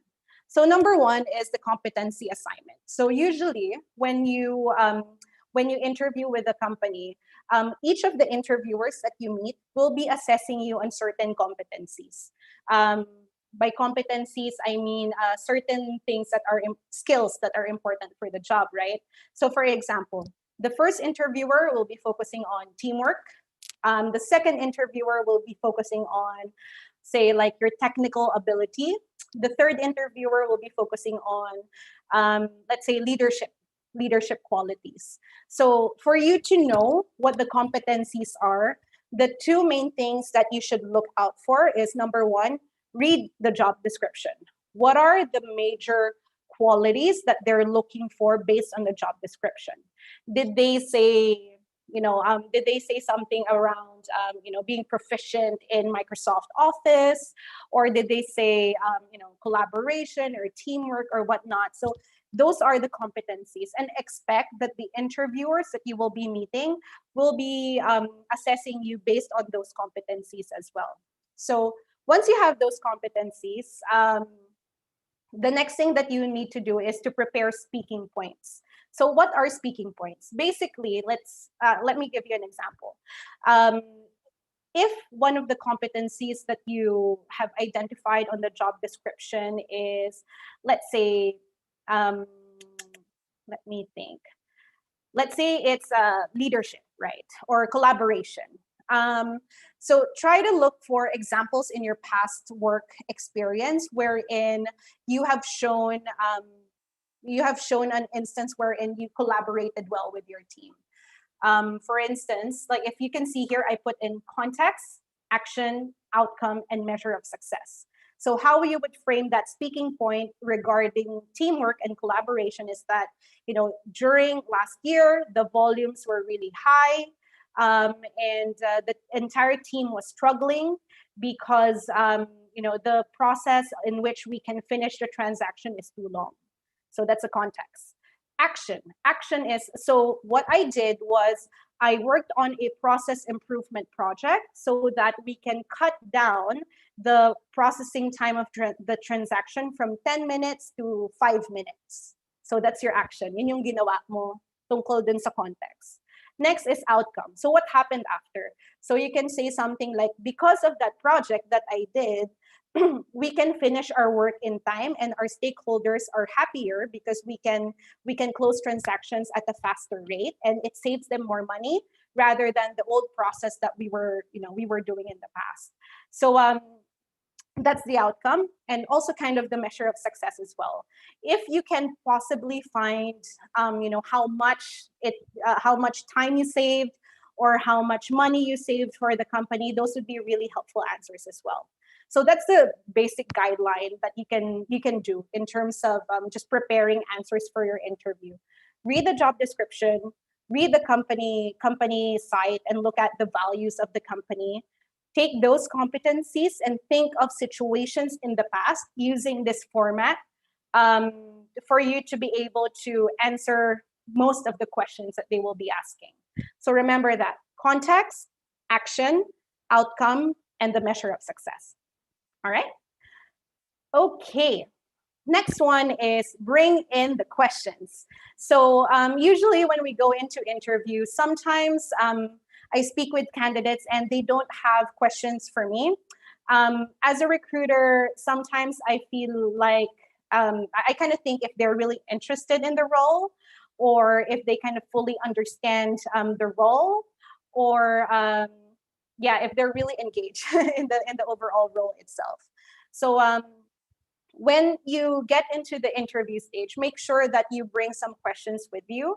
So one of the advice that I shared with you earlier was to look into news articles. So maybe you want to ask about the next big plans that they have in the organization and how this role can help with those overall growth plans that you have. So just make sure that you have questions prepared, because it shows your enthusiasm about the role, your dedication for you to fully understand the role better. And it's also a chance for you to get to know the company and even like this working style of your manager. So your questions doesn't need to be all about the company itself. It can also be about the team. It can also be about the working style of your manager. So the more you know about a role, the more you get to fully understand what is going to be expected of you. So as you go through your interview journey, make sure to ask those questions so that you can build a better picture and have a better interview as you go through the stages of the process. Okay, so you might be wondering, when do I ask about salary and benefits? So I would suggest against talking about salary and benefits during the interview. And let's say your interviewer is not a recruiter. And the reason for that is because usually the interviewers are not part of the negotiation process. So they wouldn't even know the answer on, how much the salary is and things like that. My suggestion is for you to focus on the role first, see if it's something that excites you. And then typically the salary conversation happens at the end part of the process once you are selected for the role. Okay. Oh, one more tip for you to kind of think of the best interview questions is for you to imagine that you already have the job. So what are the usual questions that you would ask? So typically that's what I see really successful candidates do whenever I would have conversations with them. So questions like, okay, so if I get this role, what is the measure of success? What does career growth look like? What does the culture look like? Things like that. So those questions would really show how interested you are in joining the company. Okay, we're almost there. So let's talk about the two possible outcomes. It's either you will be getting rejected or you will be getting an offer. So let's talk about rejection first. So number one is know when to follow up. So when you start the recruiting process, make sure to build a relationship with your recruiter and try to understand what the timelines would be, because the chances are you will not be the only person in the interview loop. There might be other people as well. And even if you finish your interview this week, there is a chance wherein they would want to wait to meet everybody first before they move people forward in the next rounds of the interview. So just understand when you should follow up with the recruiter. If you haven't heard from them 1 week since your interview, then perhaps that's a good time to follow up. And then let's say they say that, hey, I'm sorry, you were not selected for the role. We will reach out to you for another role in the future. So when you do get that kind of message, it is okay for you to ask feedback so that you would know where you can improve on and what are the things that you can change on your future interviews in other roles as well. So interviews are not just for you to get a job, but it's also an opportunity for you to learn a little bit more about your capabilities and what makes you tick as a person and how you can improve yourself from an overall career growth perspective. Okay, so the happier news here is, let's say you get an offer. So when they say hey, hi, my name is Trish, I'm your recruiter. Congratulations, you are going to get the offer for XYZ position. So when we get to that stage, this is the perfect time for you to ask more questions about the benefits, about the salary and whatnot. So when my advice is, when you get into the salary negotiation phase, is for you to be a champion for yourself, right? If they give you, for example, a 18,000 starting salary, just try to step back and try to understand your value, right? Do you have friends in the industry who are in the same level of or the same number of years of experience as you? Is it possible for you to get to understand, how much they're making so that you have a good benchmark? Another good option as well is that if you have bosses in the past, and let's say your career journey is the same, wherein your boss is just a little bit more senior than you, but they walk the same path as you. So you can ask your boss, like, hey boss, is this offer good? Like, is this in line with the market standards? Because the more you know your value as an employee, the more you don't regret the salary that you accept when you get to the offer process. So make sure that you are a champion for yourself and say yes to the opportunity that would be worth it. And always remember, an offer is not always only about the money that you get. It's also about the other opportunities that is tied in with that role. It's also about the other benefits as well. So it's an overall package. Like, would you be liking your coworkers? Would you be liking your manager? Is this a job that you're interested in doing? So take all of that into consideration before you even say yes to an offer. But yes, so when you get to the offer stage, it doesn't mean that you asking questions is done. It really means that it's just more opportunity for you to learn a little bit more about the role so that you can be a champion for yourself. So yes, that's me. Here is the Q&A Mentimeter link. So yeah, just let me know what your questions are, and I'm super happy to answer them. Thank you so much for that, Trish. So many like golden nuggets in that presentation, and actually, there's a lot of good questions too in the chat. Okay. So I'm gonna go ahead and Renz, thank you so much for updating that.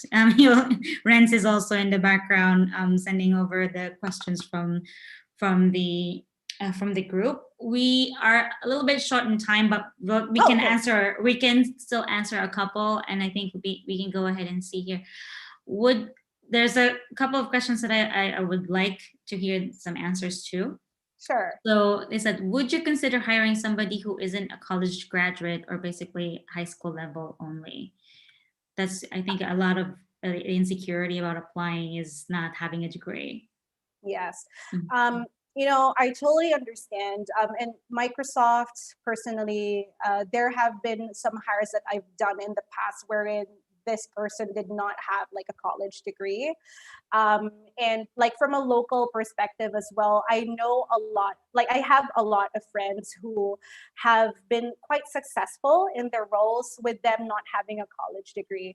And I totally get the insecurity, but at the end of the day, what is important is how you present yourself from an experience standpoint and what skills you kind of show for. Honestly, one of the, like June, I think we talked about this the other day, but we were, one of the things I really want to be changed in the HR industry in Philippines is to remove that college degree requirement, because for some people, eventually when they get into their actual profession, sometimes they don't even practice what they studied in college. So for me, honestly, as a recruiter, what's more important is your actual experience and your potential for growth. So if you can find an organization in the Philippines that's like that, it's a really good sign, because it's not very what do you call this? Very much common for us to be not looking at college degrees.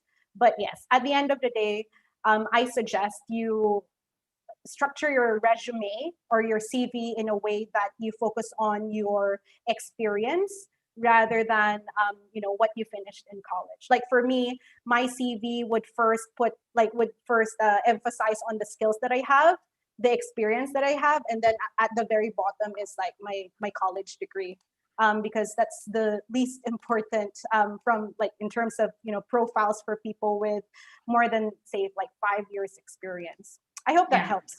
Yeah, I totally agree. And just a little bit of fun fact for the rest of the people in the group. I didn't graduate college when I got into freelancing and stuff. I mean, like I was already working, you know, it was like a normal, I was already a project manager when I went back to college to take my degree. But me getting there, I didn't need the degree. It's like after I took it, it kind of like, oh, that was like a checkbox, right? Yeah, it was like it didn't matter anymore. Nobody asks for them, especially in freelancing and in remote working. Typically, we, you know, the college degree is something nice to have, not necessarily a requirement, right? Correct. Yeah, that's right. One last question before we go. Okay. This is something I think is very interesting. What are the things that you think are deal breakers during virtual interviews? Like, what are the no-nos? So for me, I think two major things that come into mind, right? Number one is the sound quality. Sometimes it's just really difficult. As much as I want to give you like all of the questions and really try to understand your answers, if the sound quality is not very good, it's going to be very difficult for us to have like a successful conversation. The next one is reading from your laptop or reading from your notes. There has been some time wherein I was interviewing somebody and literally like this person had glasses, so I could see kind of the reflection on the screen that he was just really reading from like a Word document or whatnot. And it kind of showed to me that this person wasn't fully prepared for the interview, and that concerned me a little bit. But yeah, so I think those two things would be very difficult to kind of get the next interview for. And it really just boils down to preparation, right? It's preparing the technology aspect, but you also preparing yourself as the start of the show during the interviews. Yeah, that's one thing for me as an interviewer, because I also interview people. I would take note if, for example, you show up in the interview and then you ask me about what was the position again that I was applying for. If you come in and then ask me about the job that you're applying for, there's no second phone call after that. Right? Just shows you're not prepared.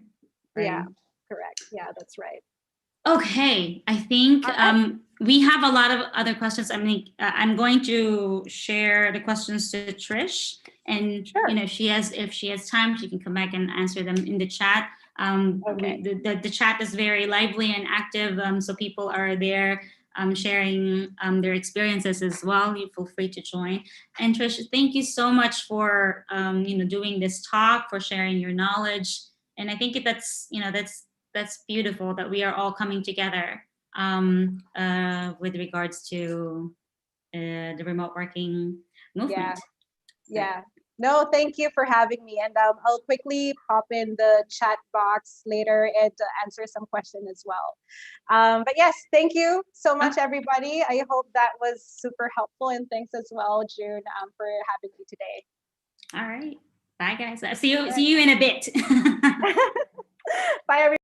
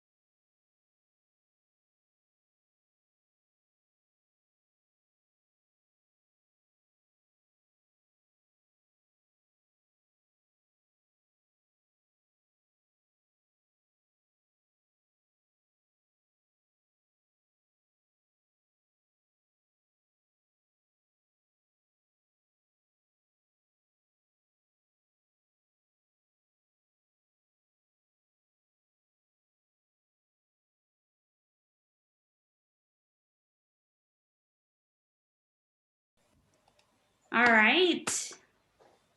We are back. Thank you so much for those who stayed.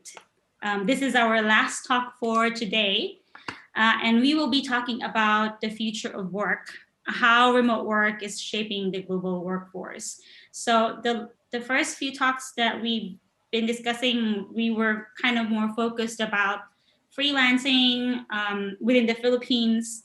And then with Trish, we talked about the recruitment process and showing up in the interviews. It's more about us. But this time, this talk that we reserved for the last, we kind of want to look outward, right? So now that we know all about this amazing things about working remotely, how will this change us? How is it going to affect us as a country, as a nation, as globally? How will it affect everybody?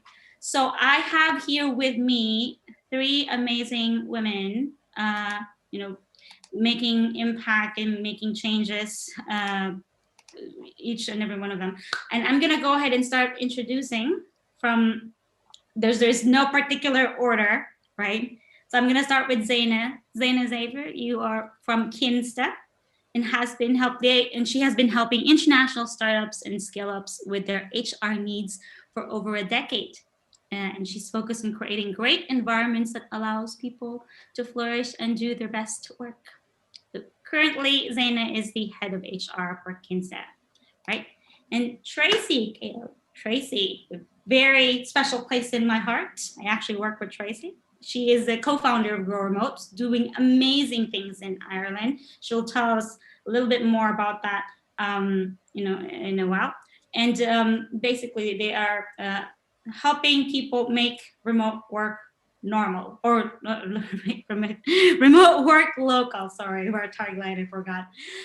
But basically, we are going to be talking about what's the impact of remote work in Ireland as well, right? And Marjorie is an automatician. He actually works for Automattic, and born and raised in the Philippines. She's a true testament of Filipino world-class talent. And I invited them all here so you can see an example, like broaden your outlook, not just within our country, but outside as well. So ladies, I want to give you a chance to speak up, so it's not just me. Let's go ahead and start with, well, I'm going to go back to the order. Zaina, you can go ahead first. Hi, yes, thank you so much for having me today, June. I'm excited to talk to you guys. Tracy. Hi, so I'm Tracy. As June said, I'm co-founder of WorkRemote. In Ireland, we started off as a non-profit that help communities to grow and thrive, and we use remote work to do that. So we concentrate on employment, and we make remote work both visible and accessible in local communities across the world now. We're in 17 countries, and we were volunteer until September of last year when we got in a full-time team because we got funded by the Irish government, which was very exciting. So Ireland is our really biggest base. We've got 70 communities all across Ireland, mostly in rural and regional Ireland. And then beyond that, we're dotted across the world. Thank you, June, for having us. Thank you for coming. Marge? Hi, I'm Marjorie Asturias, and I'm Director of Growth R&D at Automattic. So Automattic is the parent company of WordPress.com, but you might also know some of our other products like Jetpack, Akismet, WooCommerce, and Tumblr, as well as other fine software products. I am currently based in Colorado in the United States, but I was born and raised in the Philippines. So mabuhay sa mga kababayan ko sa Pilipinas. Super happy to be here, and I really appreciate the opportunity to chat with you and talk to you more about Automattic. We are, again, a fully remote company, has been since 2005, our founding. We have a little over 1,300 employees in, I believe, 77 or 78 countries around the world, including quite a few in the Philippines. I think maybe 10 or 12 in the Philippines. We'd love to see more, though. So I hope that this opportunity, talking to you and sharing our story with your audience, encourages more Filipinos to work for Automattic. Right. Great, ladies. Okay, I'm gonna go on with the questions, right? Let me start from the top. So companies like Automattic and GrowRemote and Kinsta have been remote from the beginning. Right even before COVID hit, we were already remote. So that we had a huge head start when it comes to hiring remotely. And so because our audience right now are mostly talent, they're job seekers, we want to know, like, what is it that you look for when you're hiring for people? From my perspective, I think it depends a lot on the role. There'll be very specific skills we're looking for, and they're in our job descriptions. We give you all the answers of what we're looking for. We're not trying to trip people up at all. But on top of that, there's also the values that we have. We've just been through a big process at Kinsta around looking at our values and what makes us unique and what we want to keep as we grow. And it's all around kindness and respect, and our customers being the center of what we do and delivering great quality. So you can usually find all of those on the websites. And I would guarantee you that during the interview process, there'll probably be some questions designed to assess those competencies for all companies, and they'll probably have their values on their websites too. Thank you, Zaina. Tracy, you were recently hiring. You were, yes. Yeah. Oh, so Grow Remote, back to our culture, we're about bias for action. So we were really looking for doers. But then specifically, I'm going to flip the question kind of a tiny bit and go into what we're hearing from employers on building a remote ready workforce. And there are really two things that I think are really interesting. So first is knowing enough about remote work to know whether or not it's for you and where to find it. So knowing companies like Automattic, GitLab, knowing their names, who they are, a little bit about them. And then as you go forward, one of the biggest kind of skills areas is written communication. So are you really strong on written communication? Something that I had to improve consciously because you're not used to it in the old way of working. And so I guess those are the two things. To flip your question a tiny bit, June, sorry. All right. Oh, that was very good answer. Marjorie. A lot of people would want to apply to Automattic. What are you looking for? Yeah, and actually, if you are interested, you can go to automattic.com. That's mattic.com, and click on the Work With Us page. We have a lot of jobs open. And to kind of echo what Zaina had said, obviously the skills that we're looking for are kind of dependent on the role. We have everything from developers, programmers, to support engineers, content people, SEO, marketers, the vast gamut of roles. But in particular, when we're hiring, we have a fairly unique hiring process in that we have interviews that are both held on Slack as well as over Zoom. And then we also go through a trial project, and that's for any role, regardless of whether it's on the executive level or the support engineer. Everyone goes through a trial process where we assess your skills, and it's a paid trial. This is not a free, you're not working for us for free. It is a paid trial, but it's a way for us to assess your skills and a way for you to decide if this is the right fit for you. And mutually, it's a way to determine how well you would work in a remote distributed workforce, because it does take, a lot of autonomy, a lot of self-motivation and discipline when there's not someone hanging over your shoulder telling you what to do. Written communication is very, very important. We do require that everyone is very proficient in English, and someone who is very self-motivated, very disciplined, and also is used to, and it's really hard to describe, but when you're you should be able to communicate not only synchronously, where you and I are having a conversation right now, but also asynchronously, where you're having a conversation without the expectation, especially over Slack, obviously, that person will not get back to you right away, but they will eventually. So there are a lot of folks who think that remote would be great. They can do whatever they want, have a flexible schedule, but it is kind of a different work style and requires a different way of approaching the way you work and the way you communicate. So those are the things we evaluate throughout the entire hiring process. Right. That's really good to know. Guys, take notes. Right. So moving forward, so we've talked about that most of our audiences are job seekers, and I think I'm not just speaking with the Filipinos, but in general, a lot of them don't know where to find these jobs, right? So what would be your suggestions to these people? What would be your tips? How can they take advantage of these jobs out there? Well, there are loads of great remote jobs boards out there. We advertise a lot on We Work Remotely. Remote.co is another one that I used to look at. I was going through this process about a year ago, and I knew I wanted to work at a remote company. So I actually bookmarked probably about 20 companies. Kinsta was one of them. Automattic was another. That I really wanted to work for. And every week I would just go through that list of bookmarks and check their careers pages, because some of them will be smaller companies like Kinsta. We only have 150 people. And so there's not a huge budget to advertise on lots of different platforms. We'll only do that with certain roles. So it's worth it just to check the careers page every week. If you bookmark them all, it's super quick. And people will always advertise on their own career pages, in my experience. Thanks, Zaina. Tracy, what would be your tip? So finding remote work is the biggest issue, right? So companies are always speaking about the power of remote work and economic impact, etc. If you go into the communities that need the help the most, they have never heard of Automattic, never heard of GitLab, like completely new thing. So there's a couple of things. One is that find other people who are looking too.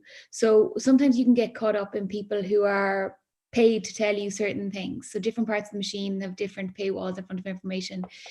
If you find a set of peers who can support you, you can share information as you're going. It can be really noisy. So you're like, who are Automattic? Who are Kinsta? Like, you've never heard of these before, and everything is so new. So having support along that. Grow Remote, we built a free mini course on finding remote work. Everything you need to know is in there. We actually have an Airtable with all of the companies who hire remotely, plus their careers pages. So you have those kind of bookmarked. And then the 3 jobs boards that we say, because it's based around Europe, is We Work Remotely, EU Remote Jobs. And I've forgotten the last one, I can't remember. But anyway, so there's kind of very specific ones that allow you to just, the most important thing as well is that you're no longer looking by country, although it can be by country, you're looking by time zone. So one of the biggest issues that we found in our communities is that in Ireland, say we're not a very big island, obviously, but you have very local communities and then cities. You've got 3 minor cities, but people search for jobs by the area that they're in. And they had to go through a little bit of a shift to now search by a time zone or fully remote. And the other shift that we had to make in the terms of mindset of people within these communities is we always understood remote to be remote from a city and very local to us. So when organizations would announce 10 jobs in some area, it's satellite offices or hub and spoke. We weren't used to remote being fully distributed.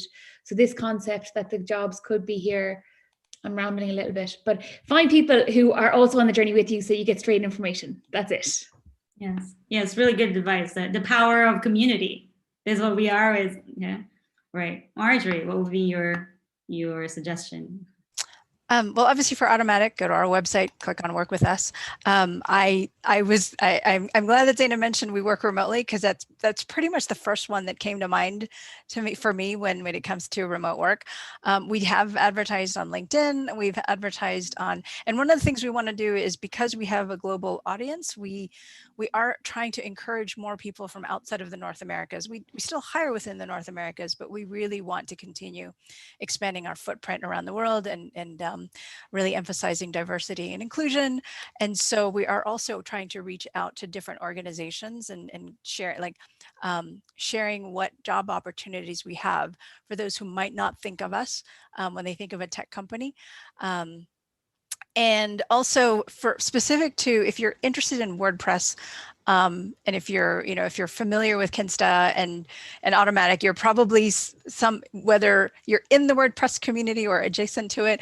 It's a little bit different this year because of COVID, but historically, WordCamps and WordPress meetups are a fantastic way to connect with others in the WordPress community. And there's almost always a jobs board at WordCamps that will display not just on-premise job roles that are open, but also remote companies. The WordPress community seems to be pretty advanced when it comes to thinking about the future of work, and there tends to be a lot of remote opportunities in that space. Right. Yeah, I'm hearing a lot of connect with other people, right? Bookmark those jobs boards to make them easier for you to access, and just network and connect with people who are also looking for the same thing. Yes, really great answers, ladies.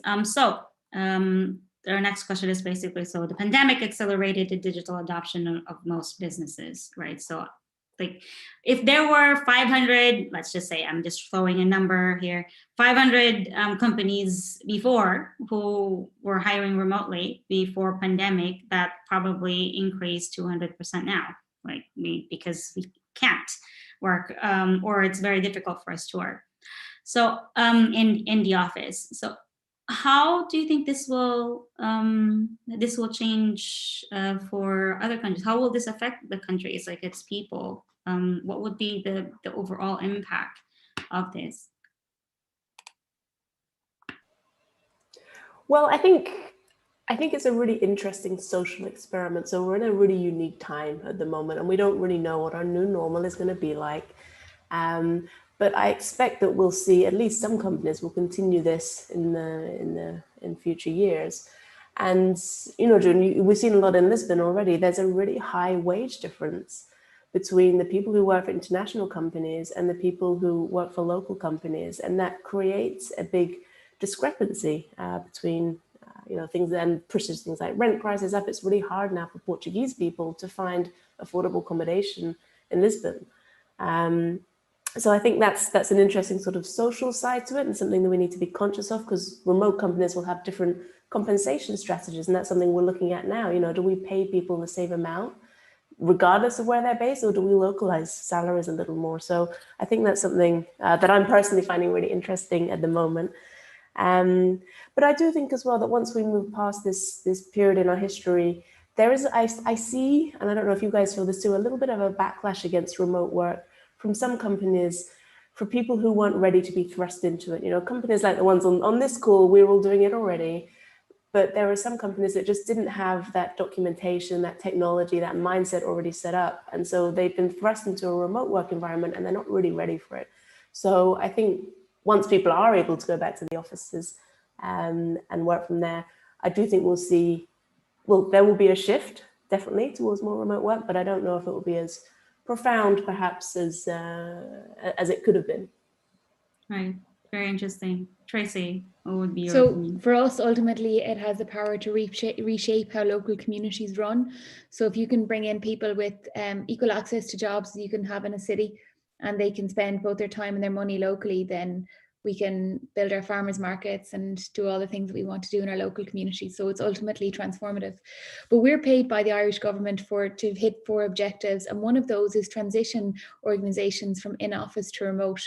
And just before I left my last job, I was in Ireland's largest bank embedding remote work in the organisation.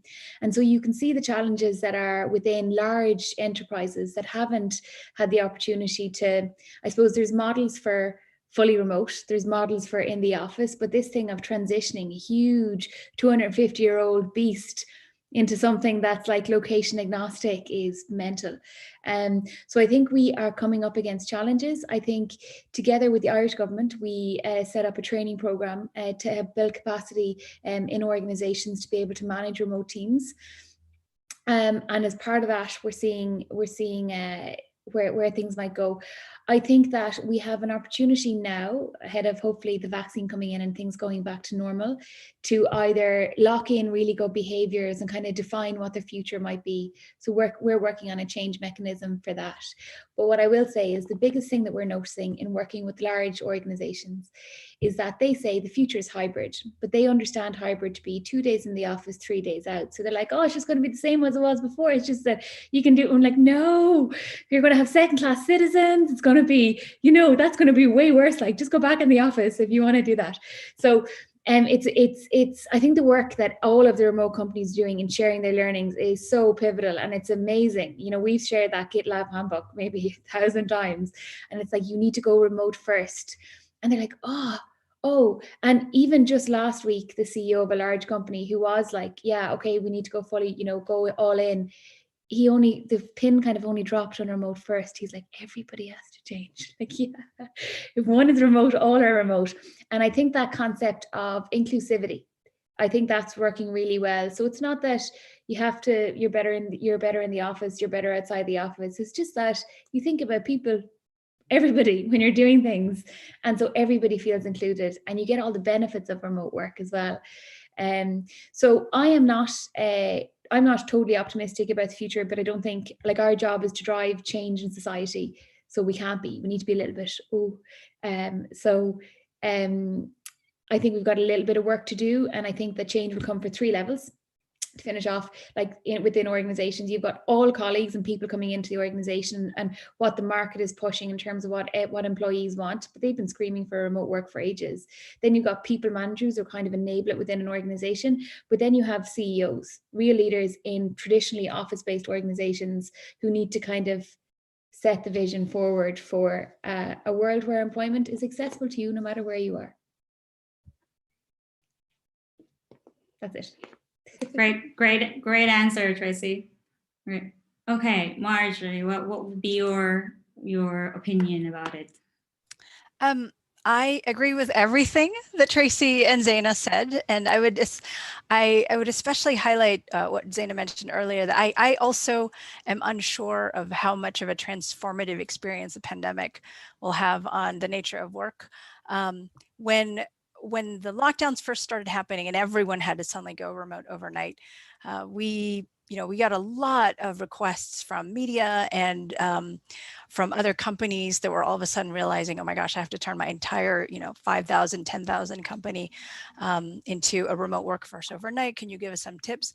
And I remember attending a conference, I think it was 4 or 5 years ago, that was about remote work, and most of the questions were things like, do you wear pajamas while you're working? Do you work from your bed, or do you have an office? And the questions last year was, well, what tools do you use? Can you tell us, like, how do I relate to my prospects, to my sales managers, to my workers? Can you tell us, how to use Slack, how to use Zoom? And it took a while. We were trying to share the message that it's not so much the tools. The tools are there to support you, but it really is, to echo Tracy's point, it really requires a big culture mind shift.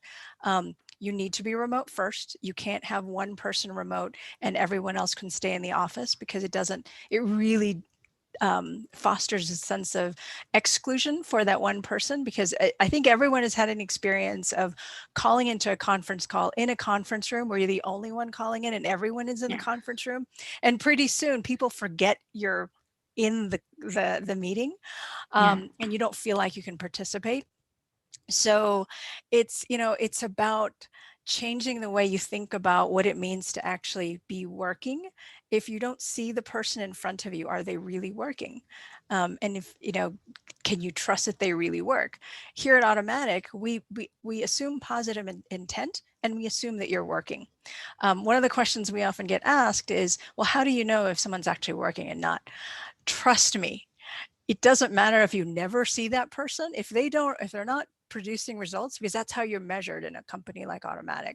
If you're not producing results, it becomes really obvious very quickly, no matter what your role is. So, things like trust, things like structuring the work so that you are results oriented rather than how many hours you put in, whether you see that person face to face. It requires so much of a grounds up shift in your workplace, your culture, your management style. Tools is one thing, your choice of tools, but really it's a cultural transformation, and it's not going to come overnight. We are still a company that's still trying to figure things out. I think we're a little bit ahead of a lot of companies because we've been doing it for so long, and we're more than happy to share our experiences. But it is something that it's, like I said, it's not going to happen overnight. Yeah. Rome was not built in a day. Was that the expression? Or overnight, or something like that? Right. Yeah. I mean, there's huge benefits to it. And, there's environmental benefits, there's social benefits. But again, it's going to take a while, partly because it's a huge shift in the way we think about how we work and communicate. It is a social change, and it affects so many areas, in society, just like what Zaina said, there could be the way that it is affecting Portugal is completely different in the way it is affecting in Ireland and the way it is affecting in the Philippines. So it's so interesting to see how this actually is kind of bleeding out in other areas of our society. But work is very crucial, in our day-to-day life. So I guess that is kind of expected that would happen. Yeah, and it's interesting, if you don't mind my interjecting, but you mentioned that work is very important to our day-to-day life. But when you're working from home and you're in Zoom, your day-to-day life, I mean, your work, you can see that it's part of a day-to-day life, but it's not all of your life. And so one of the things that that I joke about sometimes is when work from home became sort of the norm over the pandemic, you'd see these articles coming out about, how to make sure that your children behave while you're in a Zoom call, or how to create these virtual backgrounds. And at Automattic, it's such a fundamental part of our culture that, of course, you have a life outside of work, and you're going to have kids, and I have dogs, and my dogs sometimes go in and out of my Zoom conference calls, and I don't even notice. Sometimes they'll bark, and I'll hear kids in the background, and it's normal. It's not something anyone within the company ever questions, because that's all of our circumstances. So, and so it's interesting, funny, but also, I'm a little sad sometimes to see that people are like, oh, well, how, I need to put on a full face of makeup and make sure that my entire background looks like I'm in an office when everyone knows you're at home. Right. So to be kind of authentic and genuine and blend those two things within your everyday life, I would love to see a future where if your child is right behind you drawing something and while you're in a business meeting, no one bats an eyelid. Right, exactly, to normalize it, basically. Right. Yes, that's what we all want. I do want that. All right, last question, ladies. So in the Philippines, not just in the Philippines, in a lot of other places in the world as well, internet is our #1 roadblock. Okay, it's a really big challenge for us. And it sometimes you feel kind of helpless because it's not something one person can change, right? But in your opinion, and I'm sure this is just our opinions, but what can we do collectively to change that? Because in the future, this is going to be, if we are going to go grab global opportunities for remote work, and internet is the lifeblood of remote work, if our internet is bad, we're already behind, right? That's the thing. So how do you propose we change this? What can we do collectively?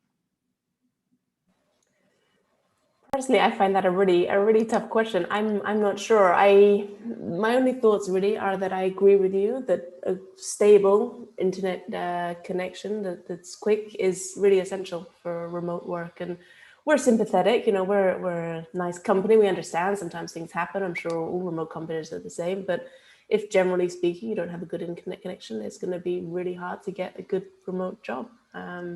But I have no knowledge of how we can make that better. So maybe Tracy or Marjorie can help me out here. No, that's a really hard question. John Reardon is on our board. He's chairperson of Shopify International, and he's chairperson now of our board. And he was on a call recently, and his internet cut off. We're like, yes. So it never happens, but it happened once. So you laid forth, I think, an assumption there around connectivity is the biggest issue. In our experience working particularly with rural and regional communities where that was the presumption that internet connectivity was the biggest issue, it wasn't. It's kind of like electricity. So you can have electricity coming into a house, my best analogy that I have, but if you don't have switches or know what a light bulb is, you're not going to notice any difference in having electricity. So what we found is even when towns and villages got connected, there was a huge gap between that and being able to use it for what the power of the internet could bring to you. So what we did in Ireland to get around that issue was, again, funded by the government. They set up a fund to set up co-working spaces. So they would fund you to build a co-working space in the middle of if you go to a field in Ireland, you might find a co-working space. They're just everywhere. But it's really, really good because what it does is allow, and they're really kind of flexible. So they're not just open working. They'll change, then adapt their space to suit what you need, because it is kind of smaller density areas as well. But what it does is bring everybody together often in the main village or whatever else it is, and that can be good for bringing vibrancy back. It's not as good as if it was in your house, but it's probably not more than 5 or 10 kilometers away from where you are. So I think that was a good it was a good compromise between the two. But for us, the narrative around broadband is the biggest issue, keeps people's eye focused on something that, again, you can't control, you can't change that, but you can create a co-working space and get a remote job. Both of those two things are within your control. So that's my answer on that. Yeah, that's an amazing answer, Tracy, because I'm basically in the Philippines. We also have, I wouldn't say like, I'm not sure if maybe DTI can correct me or if I'm wrong, but we do have co-working spaces, in cities, in smaller towns and whatnot, right? And so the thing is, we kind of focus on like the internet is slow in my house, so that's why I can't access it. But actually, they can go to the nearest co-working space and work from there, right? And the internet will probably be a lot better than where you are, and the co-working space is probably like a walking distance or much. Yeah, and it's not ideal. Like, I know there's one, I remember the first time we opened up in a city, and I was like, why, what do you want with remote work? Like, and I remember we met a woman, Orna, and she was a single mother. Her kids were old enough that she could work like in the house and they could entertain themselves, but not old enough that she could leave the house and she'd be comfortable with them there. So for her, being able to work from home was important. But as we look to kind of make some sort of progress, with what we can do at the moment, it is the best that we can get to. Right. Yeah. The workaround at the moment while they're working on the pipes, right? And the internet connection. Marjorie, what would be your take? Well, obviously if we're talking about broadband connection in order to promote remote working, and actually just in general, developing your business in industries, regardless of whether you're remote or you're on premise, your industries really need reliable, strong internet connection. But I would challenge people to think about what it means to have fast internet connection, because now, granted, I do have fast internet here at home, but I have been to the Philippines. I was in the Philippines in December for a couple of weeks, and I was in a very remote village. That's where my mom is from. I don't know if anyone listening is in Calapan, Oriental Mindoro, but I spent a couple of weeks there, and there was some slow internet, there was some fast internet, but there was internet. And if you can access Facebook, you can work remotely. A lot of what we do at Automattic is Slack chats and just working on a Google Doc. Yes, there are Zoom calls, but it's not required to do your work. And there are certain workarounds you can do in order to maybe improve your Zoom calls. You can turn off your video, or again, you can go to a co-working space. Or if, for those automaticians who they're not able to get on Zoom for whatever reason, you can ask your teammates, hey, can we just do this over Slack? There are a lot of different ways you can, again, doing the workarounds. But we have automaticians who have worked off of cruise ships, and cruise ships are not well known for having fast internet. I have worked off of cruise ships. I have worked off in a hospital that had very poor broadband. So this is not to discount that there are communities that have no internet, or they have basically dial-up internet connections. But if you're watching this show, if you're watching this live stream, chances are you have some access to internet, enough so that you can think about remote work, or you're in a community that can support remote work. Right. Yeah, I agree. Thank you so much for those answers, ladies. We don't have much time for Q&A, although there is one question that stood out, and maybe you can answer it before we close. One of the audience asked, what do you think for companies who are in office setup before COVID-19? What are their biggest roadblocks to going fully remote successfully? Well, I think there's lots of different things to think about, and I think Tracy really gave a good answer around. It's just a whole cultural mindset around setting things up in a way that are accessible for everybody. So I mean, if I were to think of some specific examples off the top of my head, it would be things like having good documentation around processes, how things work, setting things up to work asynchronously, like Marjorie said.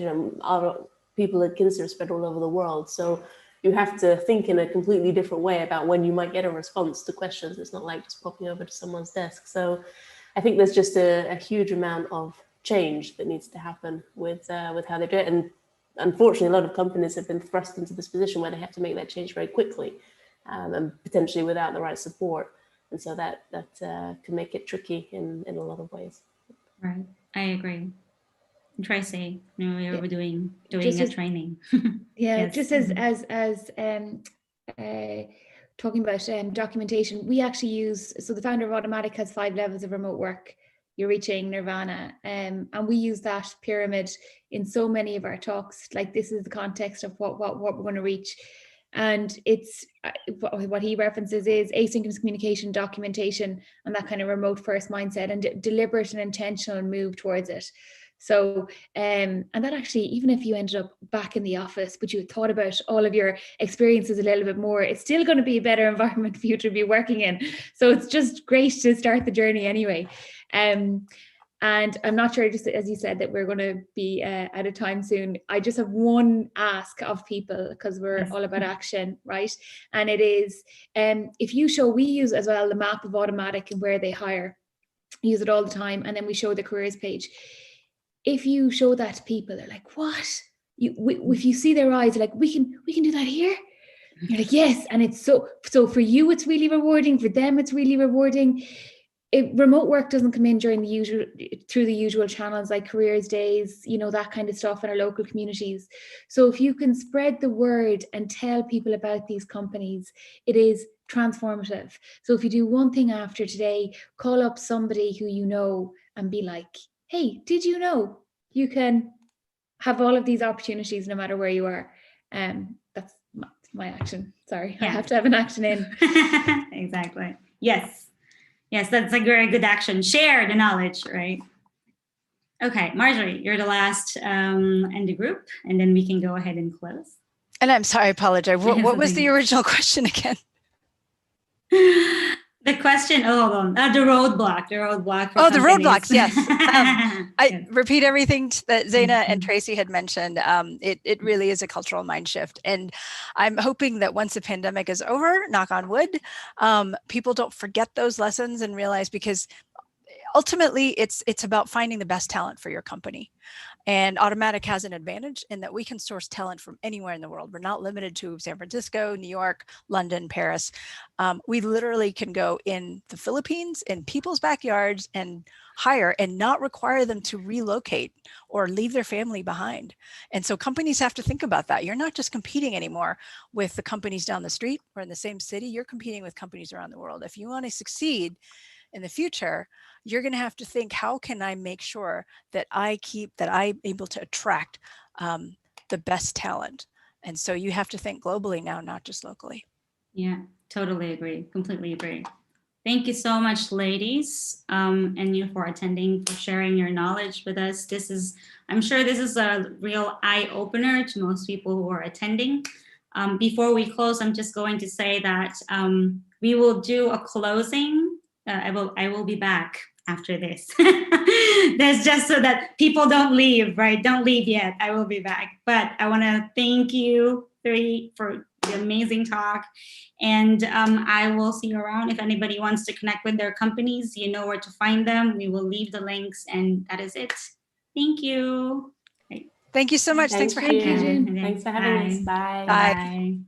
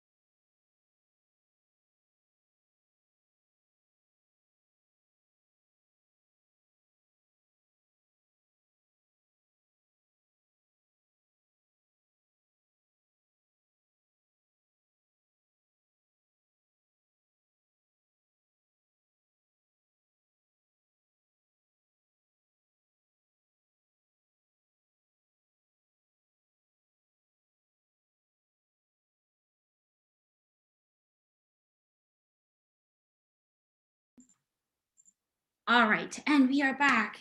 Thank you everyone for sticking around, for participating in the chat, for asking your questions. It has been an amazing day. It has been a long day, but it has been amazing. I hope it was fruitful for everybody. I hope you've gained knowledge and you will be able to apply what you've learned today. And just so before we go for today, we will be back tomorrow. Tomorrow is more focused towards companies, but if you're interested in that as well, we will be talking about basically why companies should be trained for remote working. If you're an employer, if you're an employer or an employee, the advantages and disadvantages of remote working and how to set up hybrid teams and whatnot. And we will also have another panel discussion, from international companies tomorrow. So we look forward to having you as well, same time, 1 p.m. in the afternoon. And so, like I said, don't forget to fill out the survey. We will flash it. We would flash the code right after the show. You can always come back to this recording if you need to, and I will see you tomorrow. Thanks, guys. Bye.